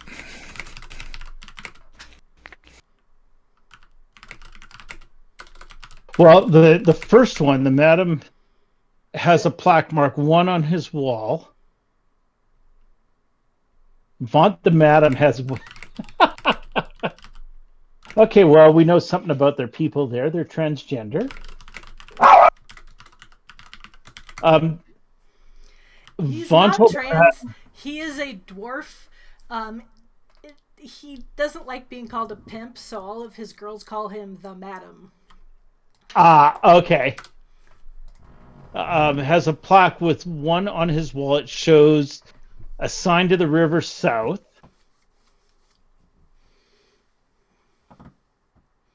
Then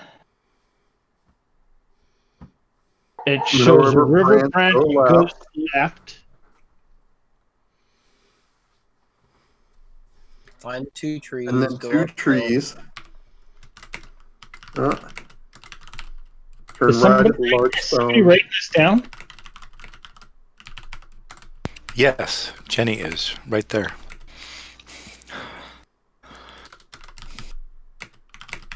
Okay, so we go south, then we take the left fork. Then we find the 2 trees. Then we go uphill to the large stone to the large stone and turn right. and dig at the giant mushroom.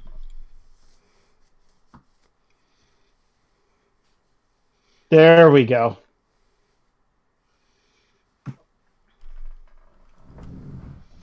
All right, let's do that.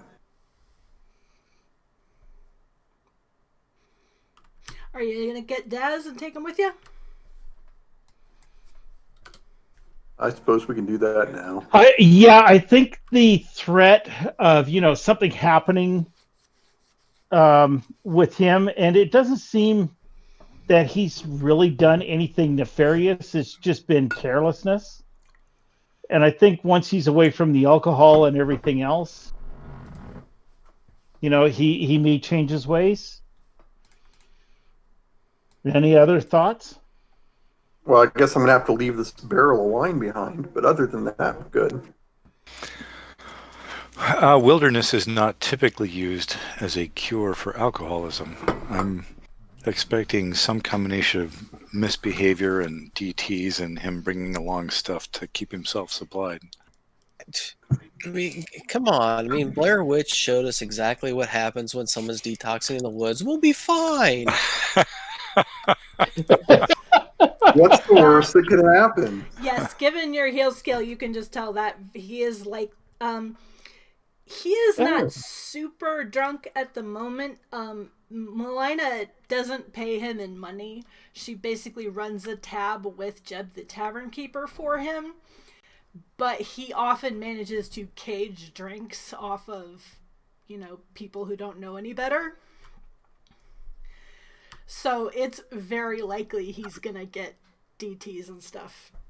But the question is, can that be cured? So in other words, when he starts going through the DTs and stuff, can we heal him? I'd say that with a sufficiently good heal check, you can alleviate the symptoms. Okay, fair enough. Because systematically in this game, it would be a disease, so. Or we could just kill him, take his spell book, and everybody's Or you happy. could do that. That thought had actually crossed my mind. Or we could just slowly wean him off of it, tell him it's wine and it's really not. If you guys, watched Breaking Bad, when Walter walks in on what's his name's girlfriend, and she is thrown up in her mouth, and he just lets her choke to death. We could do that. Jesse's girlfriend. She throws up in her mouth and just lets her Yeah, die. you'll have to excuse me. I have actually been one of the few people I know that has never watched. Oh, dude, we're done. I'm out. So,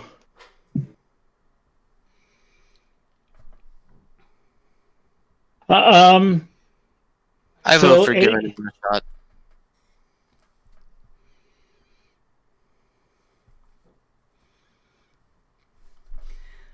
so we have 2 for, 1 against, and 1 who's just not sure. Is that what I'm hearing? Taking dads along? Oh, I'm all for it. Yeah, I'm okay with it. You also suspect from looking at him and seeing how thin he is that quite a lot of his problem is also probably related to malnutrition. And just getting a few good meals down him might go a long way to helping him recover. Wait, we have to feed him too? Damn, there goes my thoughts for getting the spell book. Well, he doesn't Yeah, I have mean- any money because he doesn't get paid in cash, because if he gets Right. cash, he spends it on booze. Well, then that brings up the other point. Are we going to have to clothe him and, make sure he is ready for travel, or does he have anything? I'm assuming not much, if No, anything. he really doesn't have anything. He basically sleeps in the ground under an overhang. He's got clothes, but they're kind of worn out. Like, really the only valuable thing he still has is his spell book, and the only reason he still has that is because basically Melina took it off him and keeps it in her office. So let's So we're not stealing it from him. We're stealing it from Alina. So let's drop like 4 gold, get him a backpack, get him some traveling food. That would be more like 4 silver. Well, yeah, we'll get him what he needs. Some very basic stuff. We'll get him a dagger. We'll get him a quarterstaff, some basic clothes, a backpack, a bedroll. Okay, you drop a couple of silver and get him some basic stuff. And then you all load up and head on down the river, I'm assuming. Yep. Finally in the canoe. When, yes, in your canoe. When Caharel notices that you guys are planning on going downriver,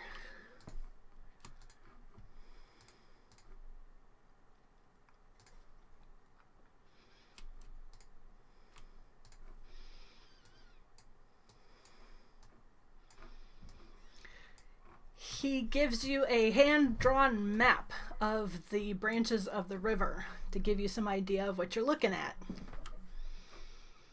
Okay.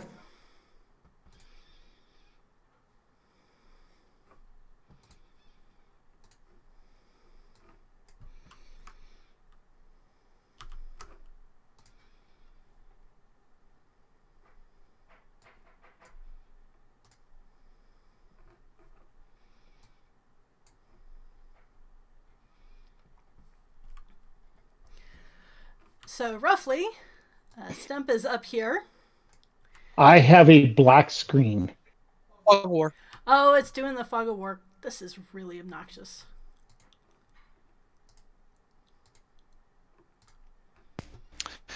Jenny, can you roughly describe the swamp? Is it bunches of trees and cypresses? Is it open grass and water? Is it mostly water? Is it mostly trees? Give me 1 second to get this stupid... Oh, there's the map. Can you guys see it now? Yep.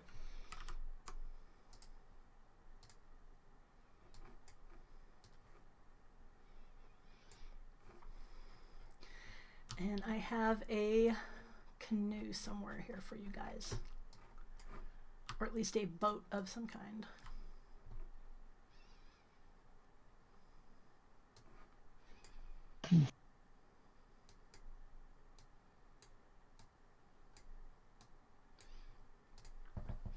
So the canoe is basically you guys.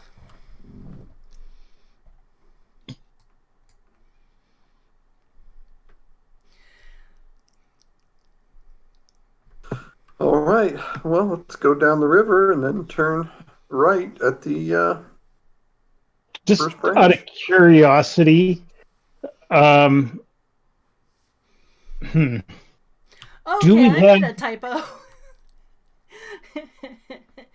Okay, excuse me, it's supposed to be the first branch on the left. That was my bad. I apologize. south on the river, first branch on the left. That's what you said. Yeah. I said right, didn't I? I meant left. Don't confuse the Jenny. So she's got it right. Okay, so Okay. it's the branch that looks like an M.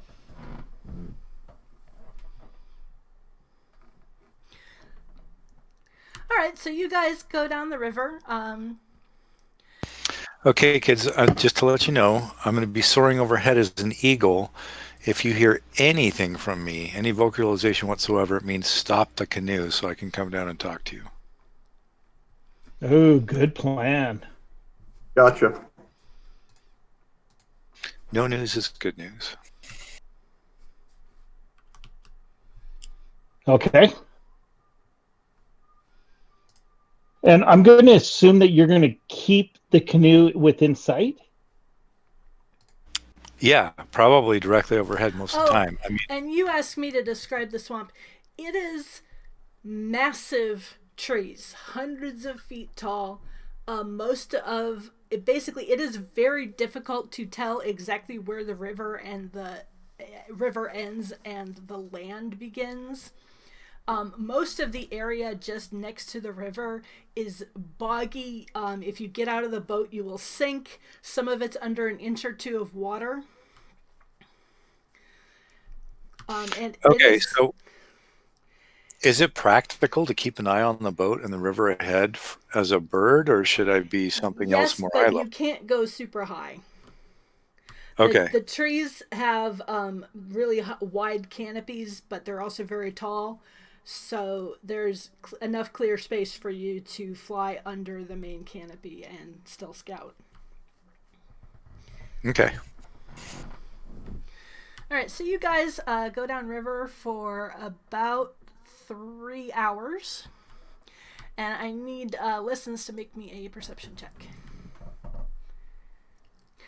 Fortunately, navigating this boat is super, super easy because the river is very slow and placid. Okay, that was my big question: was Yeah, you whether guys we are. use a canoe. Yeah, it's. There's no whirlpools or rapids or anything. It's just really slow, placid water. Okay. So, question for the GM. When I'm wild shaped, I have the senses of the animal. And do I have racial modifiers? Yes, you have. I actually made a page. If you go to the druid character thing, there should be a link there to the wild shape. I made a page that gives you like all the racial modifiers and stuff for the different forms. I didn't do every conceivable animal, but there should be one there that's close enough for you to guesstimate. Okay, let me look that up. Off the top of my head, I think like if you did like an eagle, it would have like a +8 racial modifier to perception checks. Okay. You didn't do a cephalopod? You know, from Men in Black?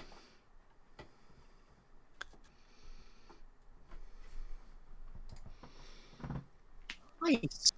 All right, when they get to about there, you realize that there is a very tiny, but definitely a water passageway right about there on the map that isn't marked here. It looks like a stagnant dead end, but it is definitely the first branch on the right. On the left. Left, yes, thank you. You see what happens when I get confused. Okay, I'm not going to say anything. I'm just going to descend and land in the canoe and change form and point it out to him. That is the first branch on the left. All right, let's take it. And then back up to scouting. Arm me hearties. Shiver me canoe.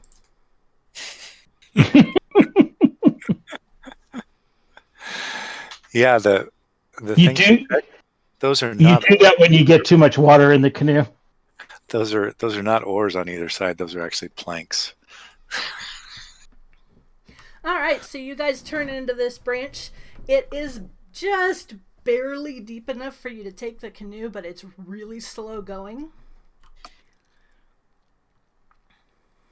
So you go about another 2 hours paddling very carefully and ducking under tree branches and fending roots away from your boat, and just generally it's hot, it's sweaty, it's muggy, it's just it's a swamp. And it's a warm swamp. It's not a cold swamp, so it's like 90 degrees out. So you get about that far, and listens, I need one more perception check. Actually, everybody can make this perception check. I'm back in eagle form, correct? Yes. It is actually much easier to get around in here as an eagle than the party's finding it at the moment. I can't do any better than that. Okay, with a 40, you see 3 large trees that are leaning over the small waterway here, and they have blazes on them. One of them has basically they have these blazes on them.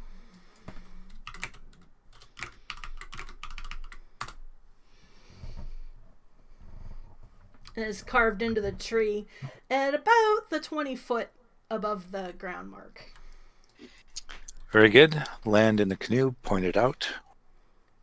Okay, so it's the tree number 2 Back to scouting. that we want to apparently look at. Yes. Not 2 trees, but tree number 2.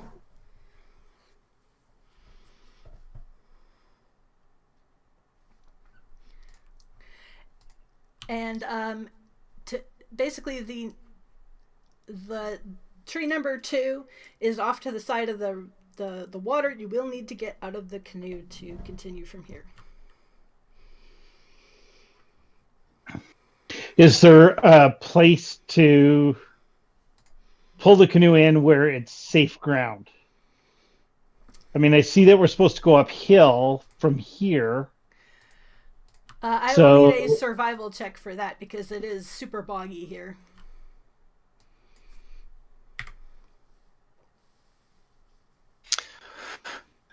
Jenny, do you want me to stick to the animals that are in your list, or can I also use from Pathfinder? Use anything that you like. I did that as just shorthand so that we'd have an idea of what the racial modifiers are for a broad range of things. Very good.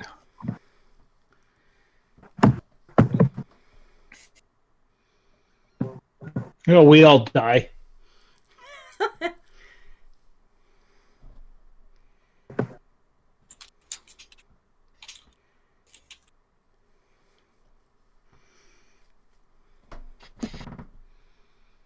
I will be above the party in the trees.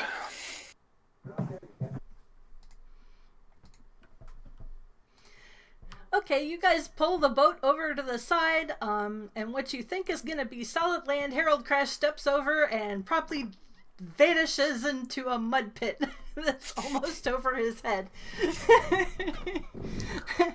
The rest of you manage to get out of the boat without incident.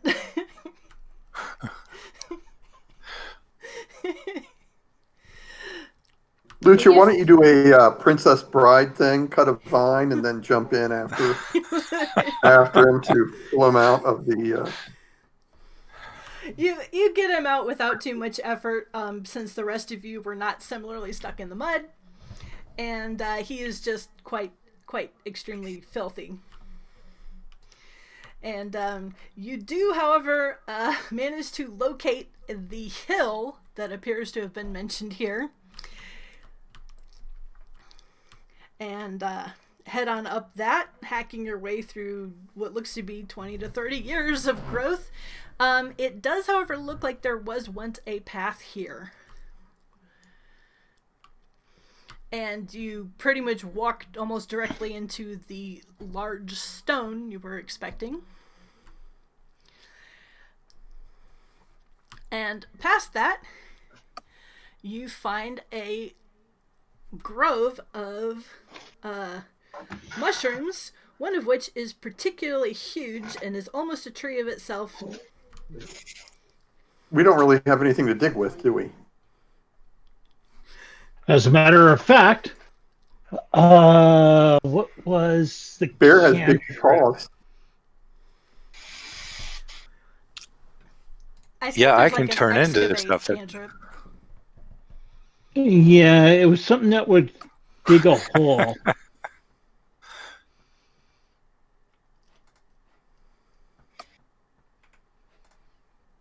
Oh, maybe not. Maybe it was a spell.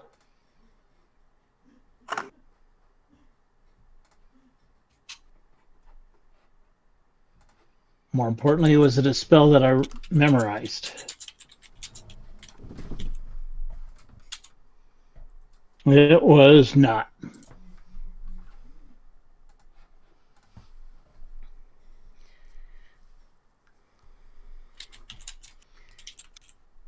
Yeah, you can always transform into something with a burrow speed. Yeah, I think that's what I've done. Let me look. Yeah, I know about off the top of my head because I had a badger companion as the last druid I played. So yeah, they have a burrow speed of 10. Very good. Follow me, lads, comes out as Snuffle Snuffle. I assume you will get the point as I start to dig. Mm-hmm. All right, you dig under the giant mushroom for roughly an hour and dig up a large wooden box that is rather rotten, but the items in it appear to be fine. Sweet. So what do we got? Is the box just unlocked?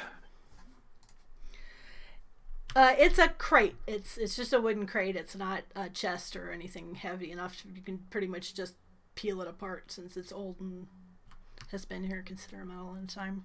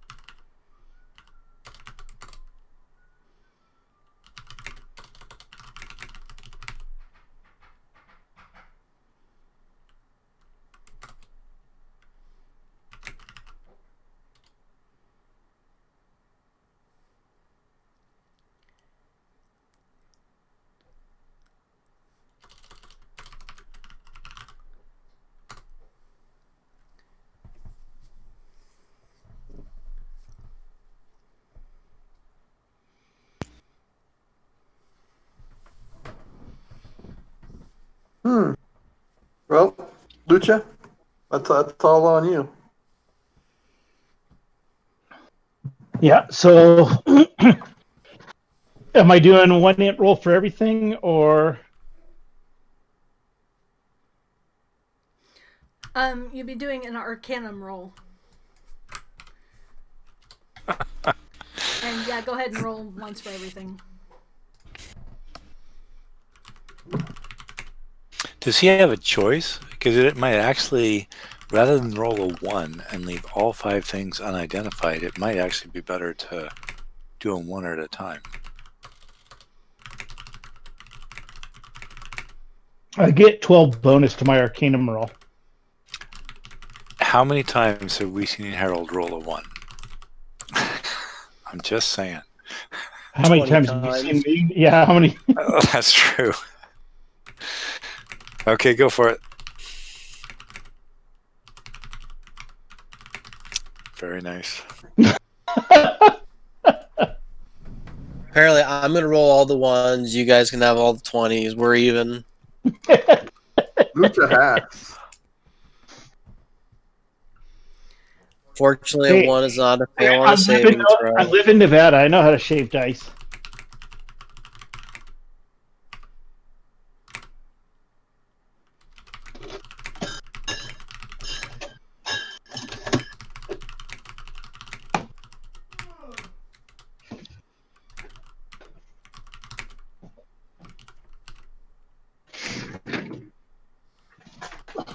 Actually, it's kind of funny because one of my friends works at Gaming Control Board, and he was telling me that they will never release anybody who has been accused or has been convicted of cheating in the casinos, because the casinos don't want anybody to know how they did it.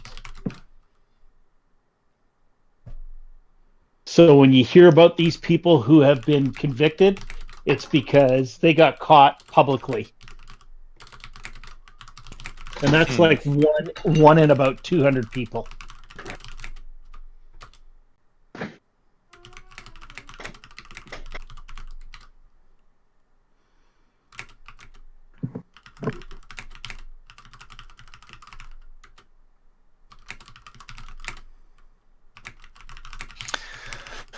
Gentlemen, I am somewhat familiar with this part of the swamp, and I happen to know that the first left branch that Cahill marked leads down to a kobold village, and the matriarch is friendly-ish with me.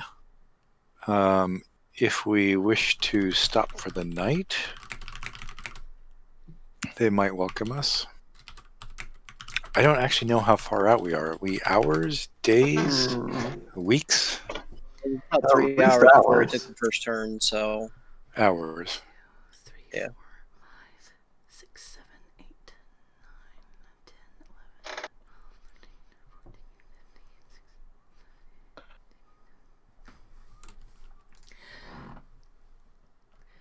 You estimate that if you stick on the water, it would take you about 18 hours to get to the Kobold Village.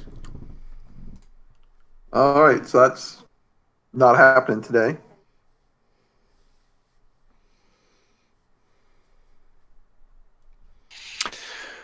Well, and we've got business in the other direction, I think.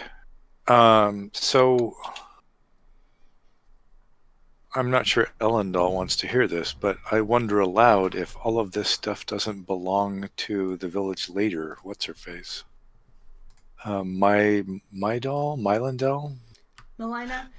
Melina. She would My not doll, have told sorry. you it was here if she didn't expect you to use it. That one is pretty obvious to anyone with any int at all. Okay. If she didn't want you to make use of it, she wouldn't have told you about it. Oh, and I forgot one of the items.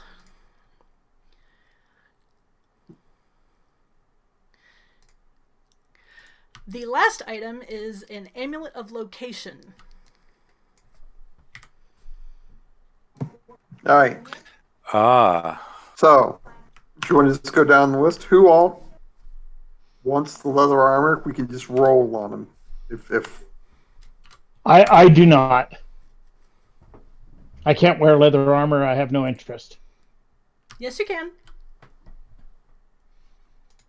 We're not doing weapon or armor proficiencies or arcane spell failure. You can totally wear leather armor. so you can have my old leather armor. Well, actually, I'm seriously thinking about it because I have no intentions of being the frontline fighter. So for now, I'm going to pass on the leather armor. Okay, and we're just rolling a 20-sided? Well, Sure. if there's who all wants it, speak up. I can do I it. suggest that we do basically you guys all roll a d20 and then pick an order of the rolls. Oh, there you who go. wants what, and then you can just go through until all the items are chosen. You betcha. Oh, The only modification I would make to that system is that we should go in order and then go back from top to bottom and then from bottom to top and top to bottom, et cetera, et cetera. Yep. If you, that seems like it would be fair to me if you guys are all amenable. Ooh, this is going to be tough for me to decide if I'm. Come on, Ellen, Greenlings! You're stealing my thunder here. That's about right. Oh, oh, All right. Haha. Told you. wait, did he roll D20 or just No, roll? he just typed roll 20. Well,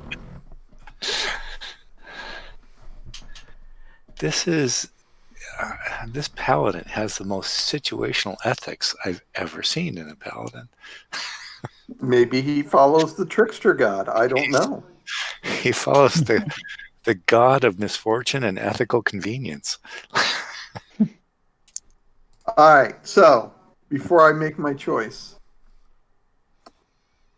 What you don't know is maybe I'm just a really damn good bard that can pretend to be a paladin.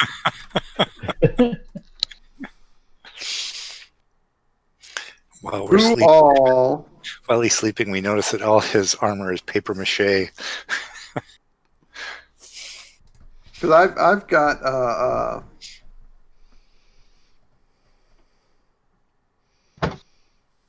okay. Let's I mean, set the order several to start things. moving I this along. So, Harold, let me ask you: would the leather armor really be beneficial to you, or no?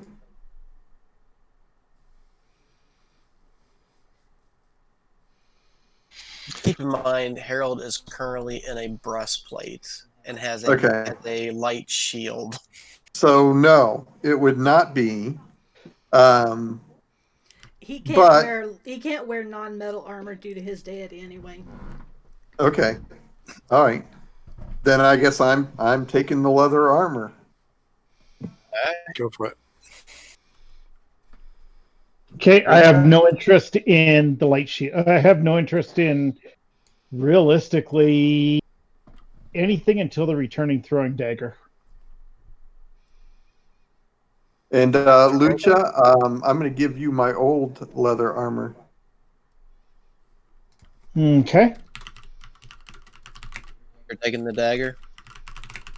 Well, we're still going down the list, but I'm just to kind of help move things along. Yeah, Elendil took the armor, so he's got his pick. You're second. You rolled a 13. Oh, I see what you guys are doing. Okay, yeah, I'm going to take the dagger. I'll take the shield.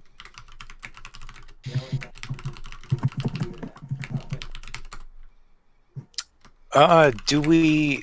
So all of the potions, do we want to just have that as party treasure and distribute relatively evenly, or are we picking that?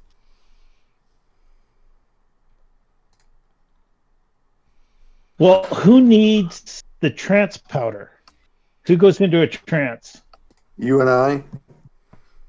Yeah, I don't need the trance powder. I don't need the boots of water walking. I already have a ring of accuracy +4, and I wouldn't use the +1 flaming D6 straight sword. So I'm into the potions. Unless Okay, we're just. so But all of those potions are things that I would just as soon leave as party any treasure. party treasure. And be, So- that would be situational. Yeah. Who do you think would be the best benefit to the straight sword? I don't know. I've just passed twice, so we're on our way back up, and I think it's Harold's turn to pick. You could take the amulet of location. Yeah, I don't know enough about it. What is it? Basically It's means an- you. Go It ahead. basically prevents magical scrying and magical location. Oh, you betcha. I'll do that. When you put it on, you suddenly get a dim sense that there is another person wearing an amulet like this somewhere in this rough vicinity. Do I get a direction? North back towards swamp or stump. And does it give me any sense of how far away? Not in No, not really. inches, but like Is it miles versus yards? right. You think a couple of miles at least. which is Okay. approximately how far away Stump is. Yeah. I will Okay. take the amulet of location.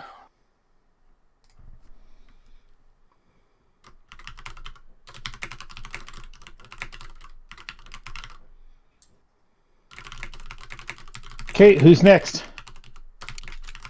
And it comes back up. I am. I'm debating. Harold. Oh.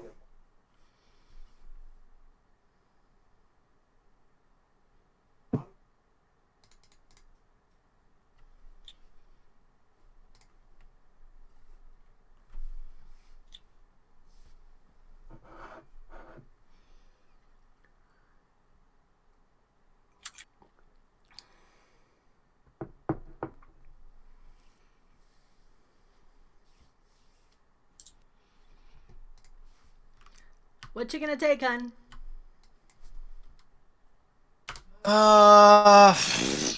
Realistically, I probably should take the boots. I don't feel like drowning in a swamp.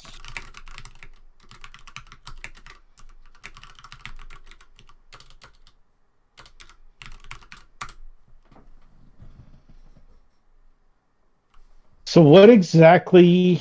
I'm trying to think of whether the Ring of Accuracy is going to be beneficial to me or not. +4 to hit.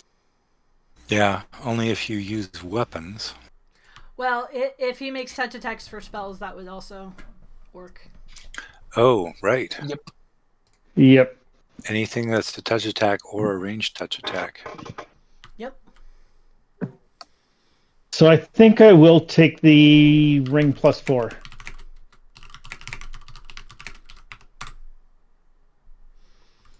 All right, Elendal, you're next.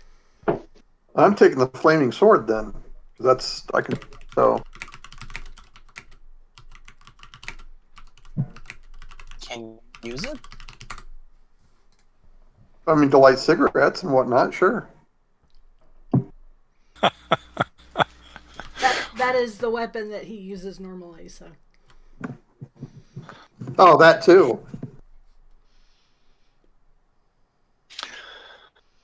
So while I advocated that we leave the potions as party treasure and use as needed for the party well-being, somebody should. So how do we actually track that?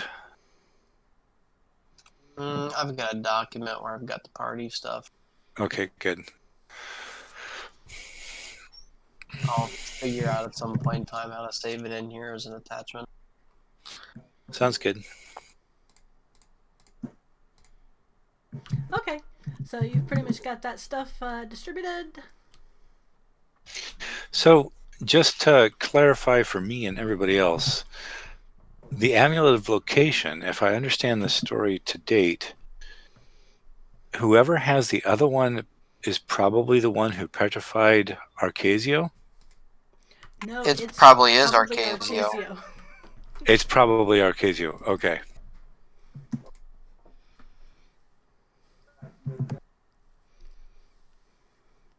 And if you were to use a locate spell or similar while wearing this amulet, you would be able to find him. Do I have anything like that? I have nature sense. That's about it.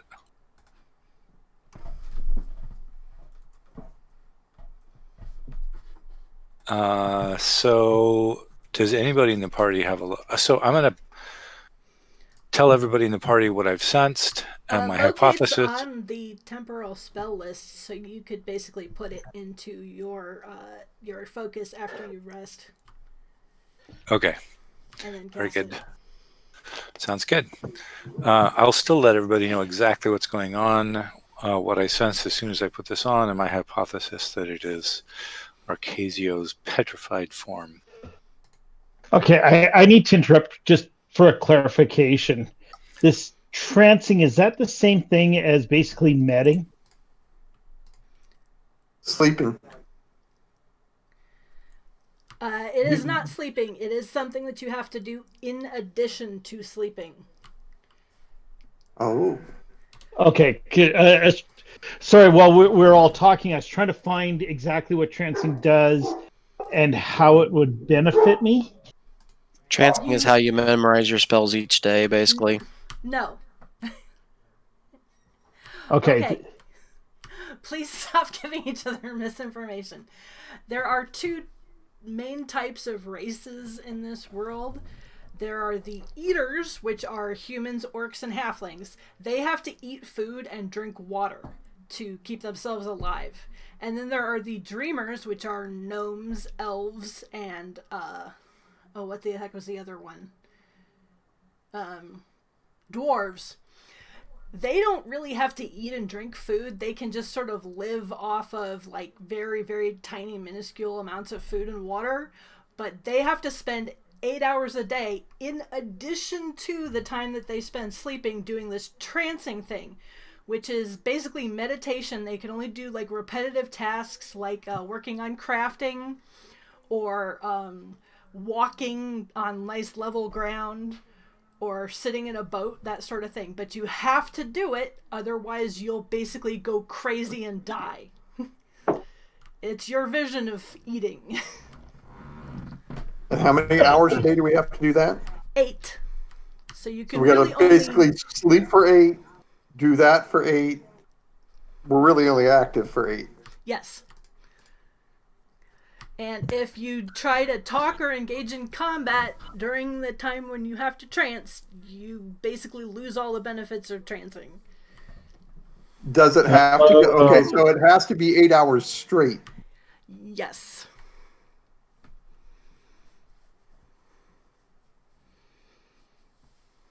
Huh? And is that everybody? No, that's No. only Lucha and Elendal because they're elves. Elf, dwarf, and gnomes. Wow. And if you're a brood or a kobold, because they're worm breed, they can choose to trance or choose to eat. But they have to do one of the two. I mean, trancing takes up a lot of the day, but it also means that you don't really have to carry food and water with you. I'd rather Right. carry food and water. So instead of, if we carried food and water, then trancing doesn't make a difference. But if it comes down to, there's 2 of us and we only have 1 ration, I could trance and give the other person a ration, and then we're good Exactly. for another day. Okay. Okay, so if we do carry food and water, we don't have to trance. No, you do. You have to trance. If you were a kobold Okay. or a brood, you could pick one or the other. But you're a dreamer. You have to trance. Now you can go without trancing for a while, but it's like going without food and water. So that trance powder is essentially letting you go Yeah, a basically day where you take it like snuff, and it's as if you tranced for a day. How valuable is that? Like 1 silver a dose, or 1 copper, or 9? You're guessing it's going to be around the same value as a curative potion. Huh. Huh. Oh, okay. Well, I'm going to buy that shit as soon as I can. It's an alchemical good. It is not terribly difficult to make.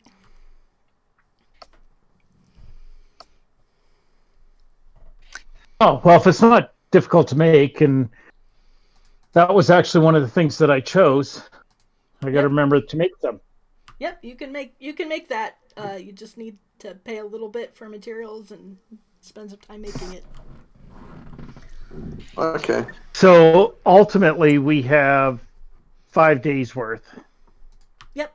For the 2 of us. Okay. So everything else kind of goes into a group thing, but I'd suggest that 5 of them go to Elendal, 5 of them go to me. You betcha. I'm happy with that. Trying to make sure I got this in correctly. You Yeah. instead of doing melee plus dex, make it a roll of your range since you use your dex for attack. And that way you won't have to worry about like subtracting your strength because it adds your strength automatically into the melee roll. So if you just use your ranged, it'll calculate it correctly.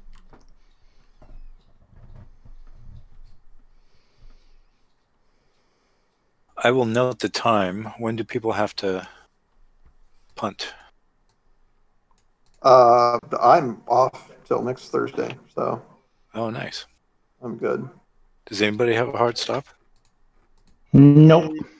I do, but we got probably half hour ish. I'm Okay. trying to be in bed by midnight. Okay. Okay. So, given the amount of time it takes you guys to get back to the river, there's nothing much more up here. Although you do realize that this is solid ground and you could make camp here, and you've traveled pretty much as much of the day as you can at this point without stopping to rest. Okay, so we have solid ground.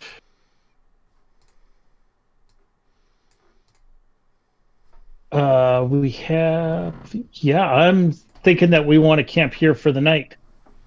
Heck yeah. I mean, we've already dug the latrine, so we're good.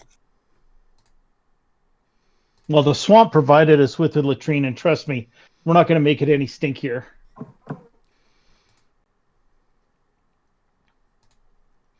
right, so for those who need to eat, mark off a day's worth of food, which will be about, basically about 2 pounds worth of food. And, I will spend the night as a giant owl. And I will cast shelter.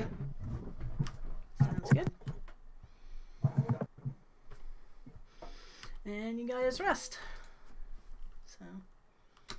So we get all our spell points back, right? Right, you get all your spell points back. You recover 1 injury and your hit die in hit points if any of you had damage, which I don't think you do.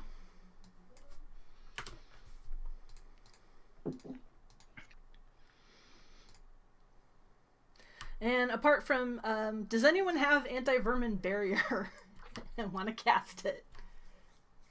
Yes, but I just can't find it. It's actually, oh yeah, there it is. It's a cantrip. Yep. And I don't know how this works. I mean, sure, I've got more than enough spell points, but I want to cast it for 10 hours. Yeah, you can basically stack a bunch of castings together and then rest, so you'll get your spell points back. Okay.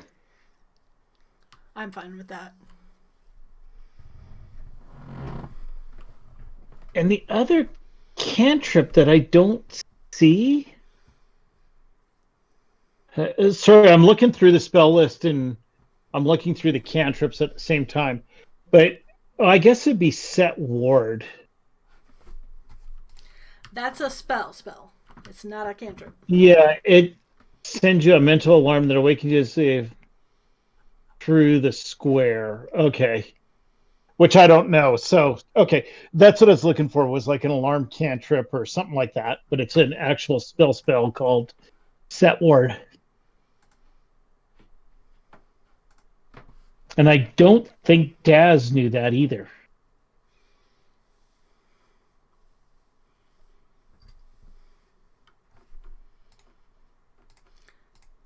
No, Daz does not have that spell. Okay. So yeah, we're kind of at the mercy of the night. Well, I mean, you do have a shelter, and if you build a fire, you should. Can I suggest we set watches? We got 5 people. Everybody take 2 hours. And you can do that. Yeah, and Daz gets the last 2 hours. Just because we don't, and the only reason is that we don't fully trust him at the moment. Somebody will probably be awake at the same time that he is, but just in case. Yep. Nothing particularly eventful happens. You guys know that in this part of the swamp there aren't too many really large predators. So there's stuff you might run into that would basically could be quite dangerous, but a lot of it is like stuff that basically ambushes you. It won't come to you. Okay. Anyway, so you guys take you take about an hour to get back to the main river, and I'm drawing things that I don't want to be. So you head back to the main river. And where do you want to go from here? Well, we determined Back to that Stump. that the other symbol is back at Stump, correct? The other Well, necklace. the necklace that is paired with this one is probably closer to Stump. Yes. Now that we've moved closer than where we were from that that area, does the sense get stronger? What I'm trying to get at is, if we get like up to Stump, will we know? No. Whether we're stronger or less. It just The amulet itself does not act as a locating device. You actually have to cast a spell while wearing the amulet to. I will memorize locate during the night. Okay.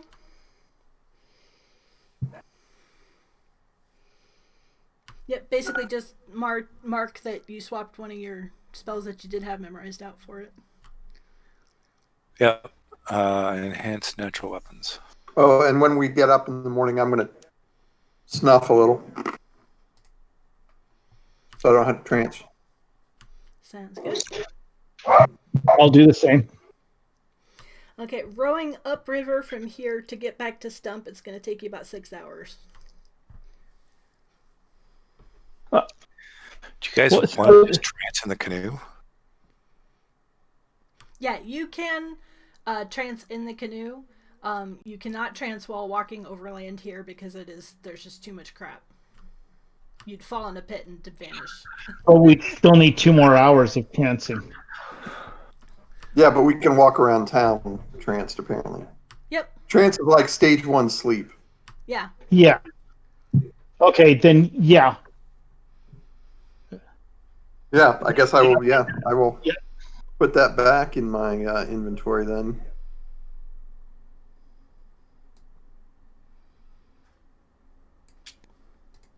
Alright, you guys row upriver and not too much difficulty and arrive in the swampy area near Stump.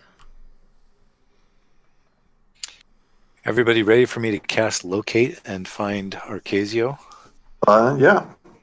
Yeah.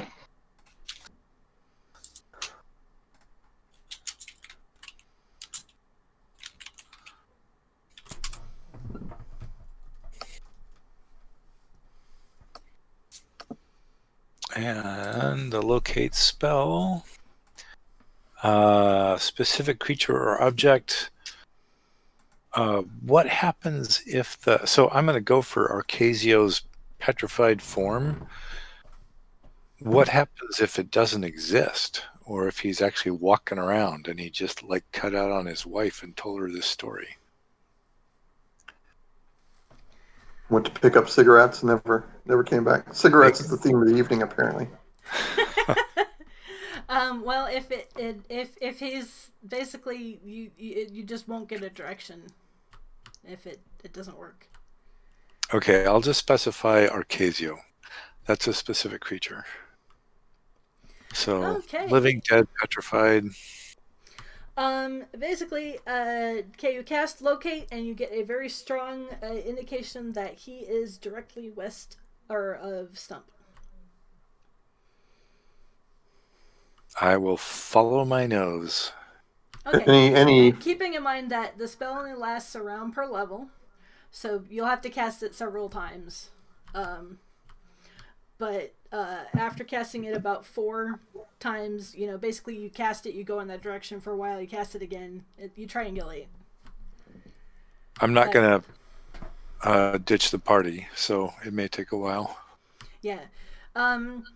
You cast roughly 4 times, and you reach a stretch of empty water that you think is basically close to the center of the location.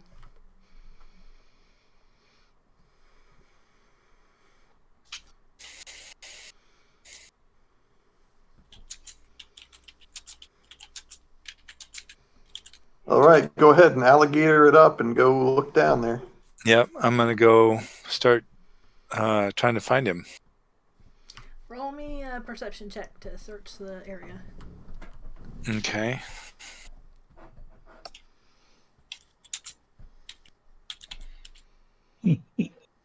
Let's see. So that's going to be plus 12.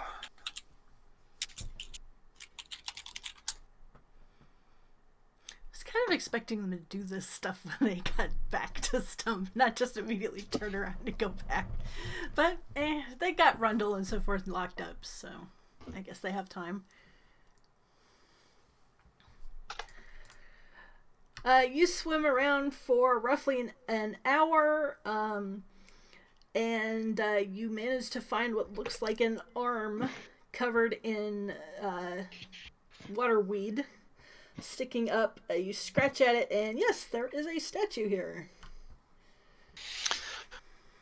Very good.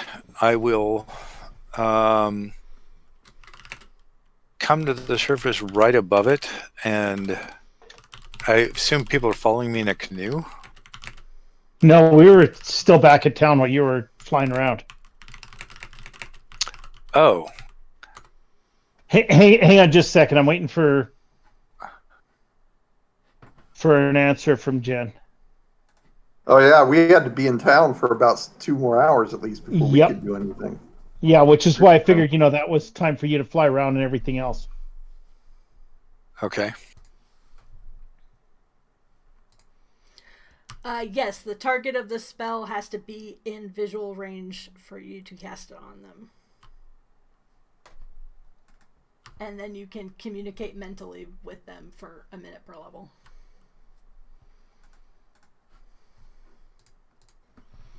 Well, I mean, me and the drunk Okay. can be in the canoe and following you. Okay. So I will leap out of the water into the canoe, turn back into a human, describe exactly what I found and where, and we will note the location using whatever nearby landmarks we can. Or I can just drop there a is tweet. not really enough stuff here that's of note because you're kind of just in a flat patch of water. You'd probably have to leave a buoy or something here to be able to find I was anything. going to say, do we have anything that we could leave as a buoy or Well, you've got rope. Mm-hmm. You could basically just take a floating log and tie the rope to it and tie a stone to the other end, or tie it to the statue itself and come back and find the log. sounds good. Well, wait a second. Daz floats, right? No, we won't do that to Daz. I think he would protest pretty strongly. That being said, Harold floats. What would it take to get him out of the muck? I mean, we've got 2 50-foot rope pieces. If you can somehow tie it around him and clean him out, we could probably try to, pull him up a little bit. Okay, so hang on, because I had a thought there. Harold has walk on water boots. Roughly how far away as the eagle flies from Stump is the location? It's roughly an hour away. So you Okay. An hour away as the eagle flies? Yeah, it's Stump is pretty much in the middle of a rather large flat patch of water, which is why people generally have to take a ferry to get to Stump unless they want to cross a really long rickety bridge. And you guys are on basically the far western extremity of that small lake. So this guy has been turned to stone, meaning he weighs 300, 400, 500 pounds. Yeah. probably close to 800 pounds. Getting him out, you're gonna need like probably a winch and at least 2 boats, possibly more, or a large raft, something that's stable enough to float him pretty much. So I'm thinking if we leave a log tied up here to him, that we have done our noble duty by simply marking the log properly and letting Melina know where he is. Yeah, you could probably go either tell Melina or tell Piven the ferryman and let them figure out how to extract him. We are adventurers, not construction workers, damn it. Exactly. Yep. Okay, we will carve something really distinctive in this particular log and make sure it's going to float. I put a big R in the log. Yep. For Arcasio. It's for Rundell.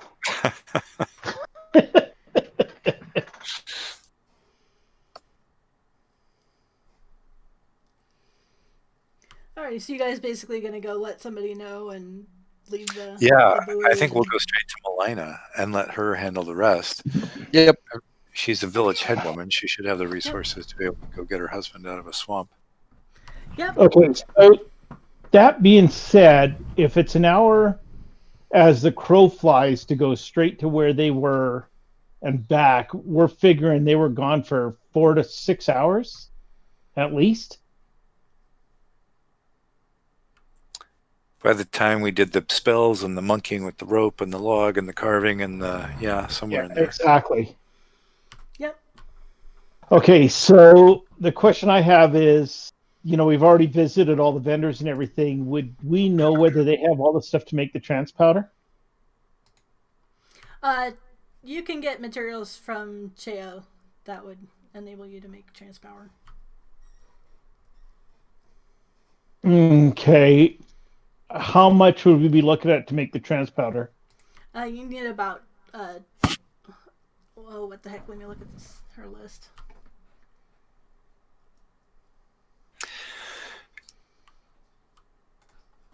Jenny, I will do one thing as an alligator. I'm going to thrash around and excavate enough in the muck to know that there's an actual complete statue under there instead of just like one arm and a shoulder, and because I don't want to steer the head woman here if it's not an intact statue. You can do that, but it might make him sink deeper because the bottom here is not stable. It's deep layers of mud. Okay. Can you turn into a leech? A leech? Yeah, some giant leech.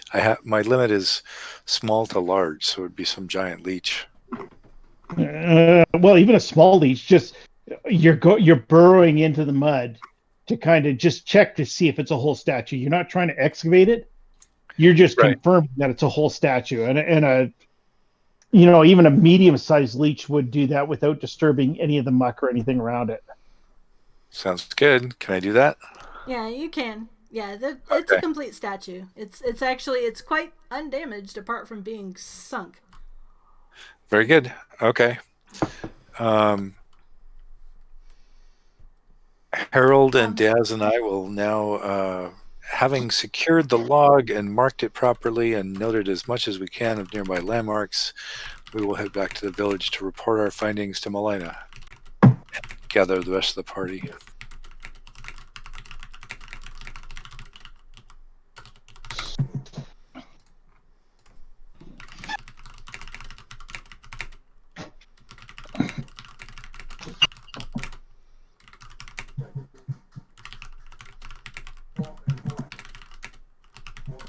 And how much time would it take for me to make that? I mean, you said it's pretty easy, so if I'm looking at making... You can make a batch of 10 doses in 2 hours. but you cannot do it in the boat. You would have to be at solid. Well, ground. no, these guys went away with the boat and everything, and basically left Ellendal and I, landlocked for 4 hours. Because we were trancing for a couple more hours. Yeah, we just propped them in a store window, put some clothes on them, and hoped nobody would notice. somebody noticed. Somebody noticed and offered to take Ellendal home. You guys win the mannequin challenge. But would that be something that I could do? Assuming that we took the trancing another 2 hours, could I do that while trancing, or is that too much? No, you can't. You can't talk to anyone, so you couldn't talk to Cheo and get materials while you were trancing. But once you're done, Okay. you can buy stuff from her, and if you have 2 hours, then you could make another set of 10 doses, basically. Well, and what I'm thinking is that if I can make 2 sets of doses, that's 2 weeks worth. Between what we have and, me making another 20, that's 30, that's 15 each, that's 2 weeks worth. That should be pretty good for anything that we have to do. I mean, if we're going more than 2 weeks away from being able to get those kind of supplies, we have bigger problems. Yep. Well, that will use up pretty much most of the rest of this day. Well, and that's kind of exactly what I'm thinking. I need to know something before we get back to town. And that is, so what does Melina know about the circumstances of Arcasio's disappearance? Very little. Like I said, the town, they didn't really have a town here at that time. They just had a small camp of loggers. And they were growing this giant tree as part of their contest. So what happened is that they got attacked suddenly by a bunch of giant beavers, and during the confusion, Arcasio disappeared. And of course, she asked around frantically trying to find him, and the best she could come up with is that somebody saw him fighting some of the beavers. He abruptly went all still, like he'd been petrified or turned to stone. Some people grabbed him and stuffed him in a boat and ran off with him real fast. And since they were in the middle of a combat, they didn't have time to follow. Some humans did that. Yes. Huh. And they did eventually track down the people who did it, but they pretty much just lobbed. They had no idea where they were. They just rowed until they got tired and then heaved the statue overboard. So they didn't even know where it was. So there's no possibility that there's still a nefarious actor in town that has an interest in keeping him stoned. No. Okay.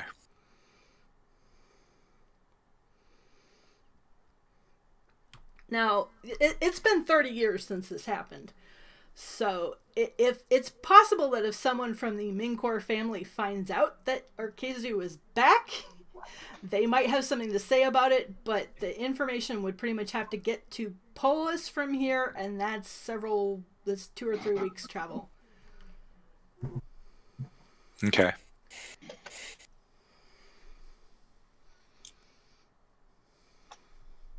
Okay, well, when we get back to town, we'll collect Lucia and Ellendal. They're done trancing, correct? Yep. And troop on up to Melina's and relate the whole story, front to back, including the discovery of the crate, including what happened when I put on the amulet, including the search for her remarkably immobile husband and his location and how we've marked it. Yeah. Let me just type this up.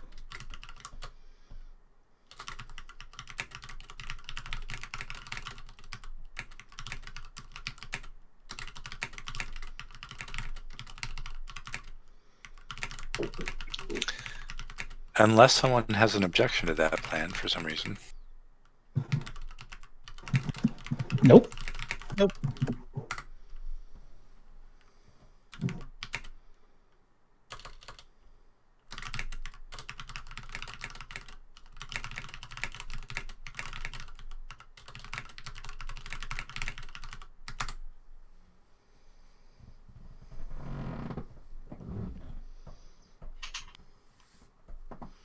Oh, free of charge is always good. Yep. You do know that probably Cheo will have to make a special preparation to de-petrify him, and it'll take a while. So you may as well go do your adventuring now and see.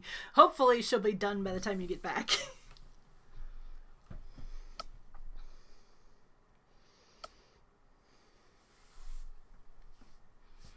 Okay, and I'm going to assume that I've made the extra snuff or whatever you call it, trans snuff or whatever.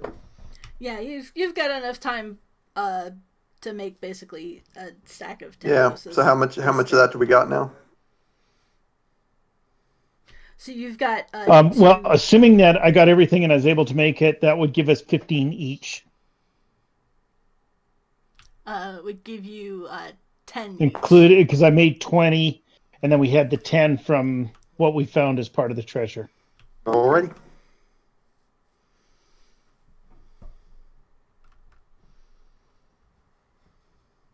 And make sure that you pay the 50 copper for materials.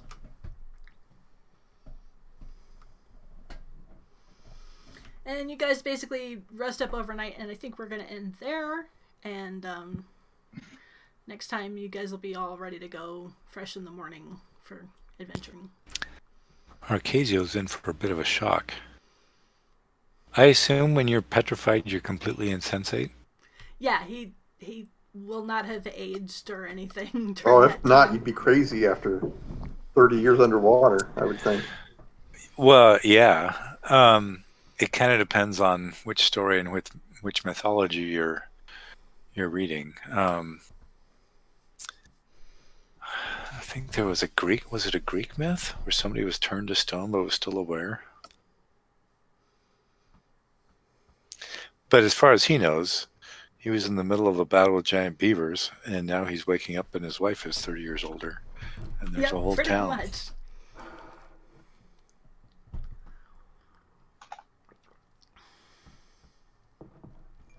So that's going to be interesting.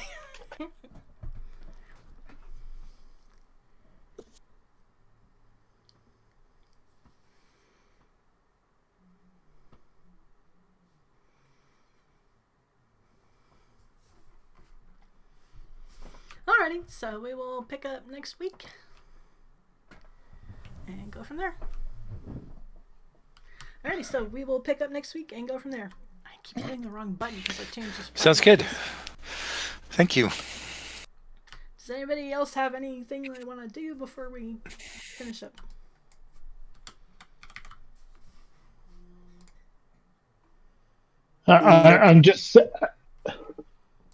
I'm just thinking here, like, to save time, how much time we have. What I'm looking at is whether I have enough time to copy a couple of spells from Dax's spell book. Copying a spell takes 25 gold pieces and an entire day. Right. So I'm going to assume that when we meet next Thursday, that it's the next day. Yeah. Okay, that's what I was trying to get at. I wasn't sure whether we were waiting for them to excavate the statue and bring everything back, etc., which would be more than a day. Yeah, it's going to take them a while, and then Cheo's going to have to basically unpetrify him, which is going to take a considerable amount of time. And keep in mind, you guys are kind of on a time constraint here, because sooner or later, somebody else is going to find out about this guild reward and come down here and get those Soulstones. Yeah, Right, that's, we gotta get that taken care of next. that's our next priority, I think. Okay, and I'll be back to my normal spell list when we wake up next week. Sounds good. Okay, thank you, gentlemen and lady. Yeah, thanks everybody. Definitely. And Good night. I did have a clarification on how many spells I have memmed. Because you said it was 3, but then I was looking at your, the way that we memorize spells. And I got to find the message again. But I think I had it worked out to 6.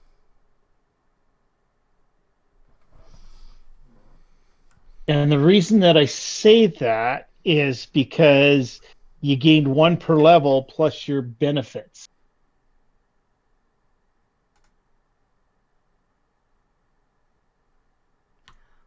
What are you talking about?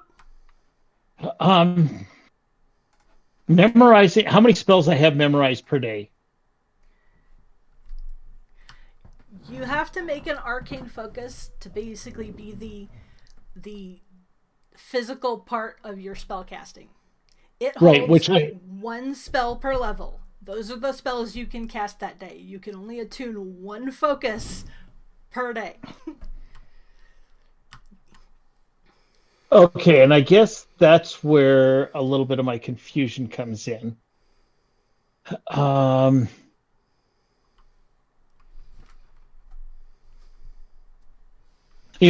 send you an email with some clarification because I think it had to do with the classes.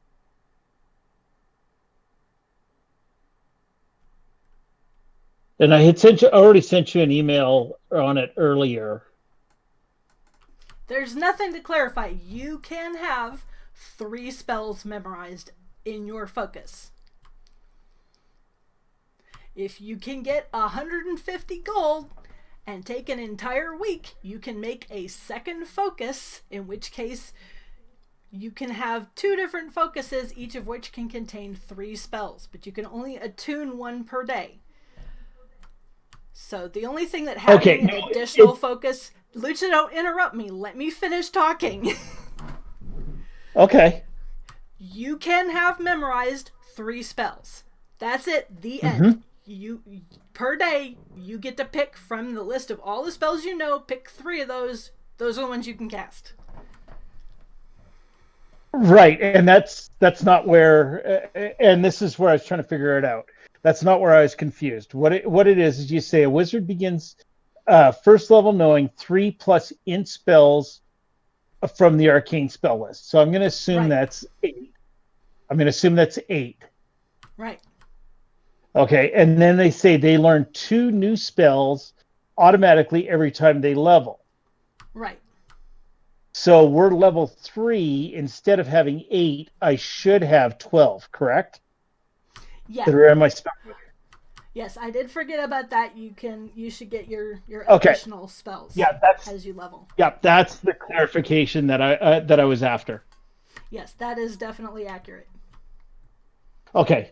So I will get back to you. I'm going to have a look through the spell list probably sometime this weekend and get back to you with the other 4 spells.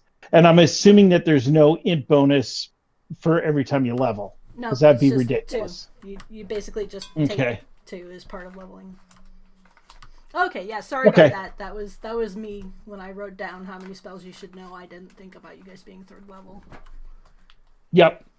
Yeah, and that's where I was a little bit confused, but I wanted to clarify because I know you and I had gone back and forth with a bunch of stuff, and yeah.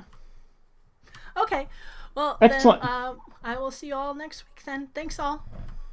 Okay, thanks. Have a good night.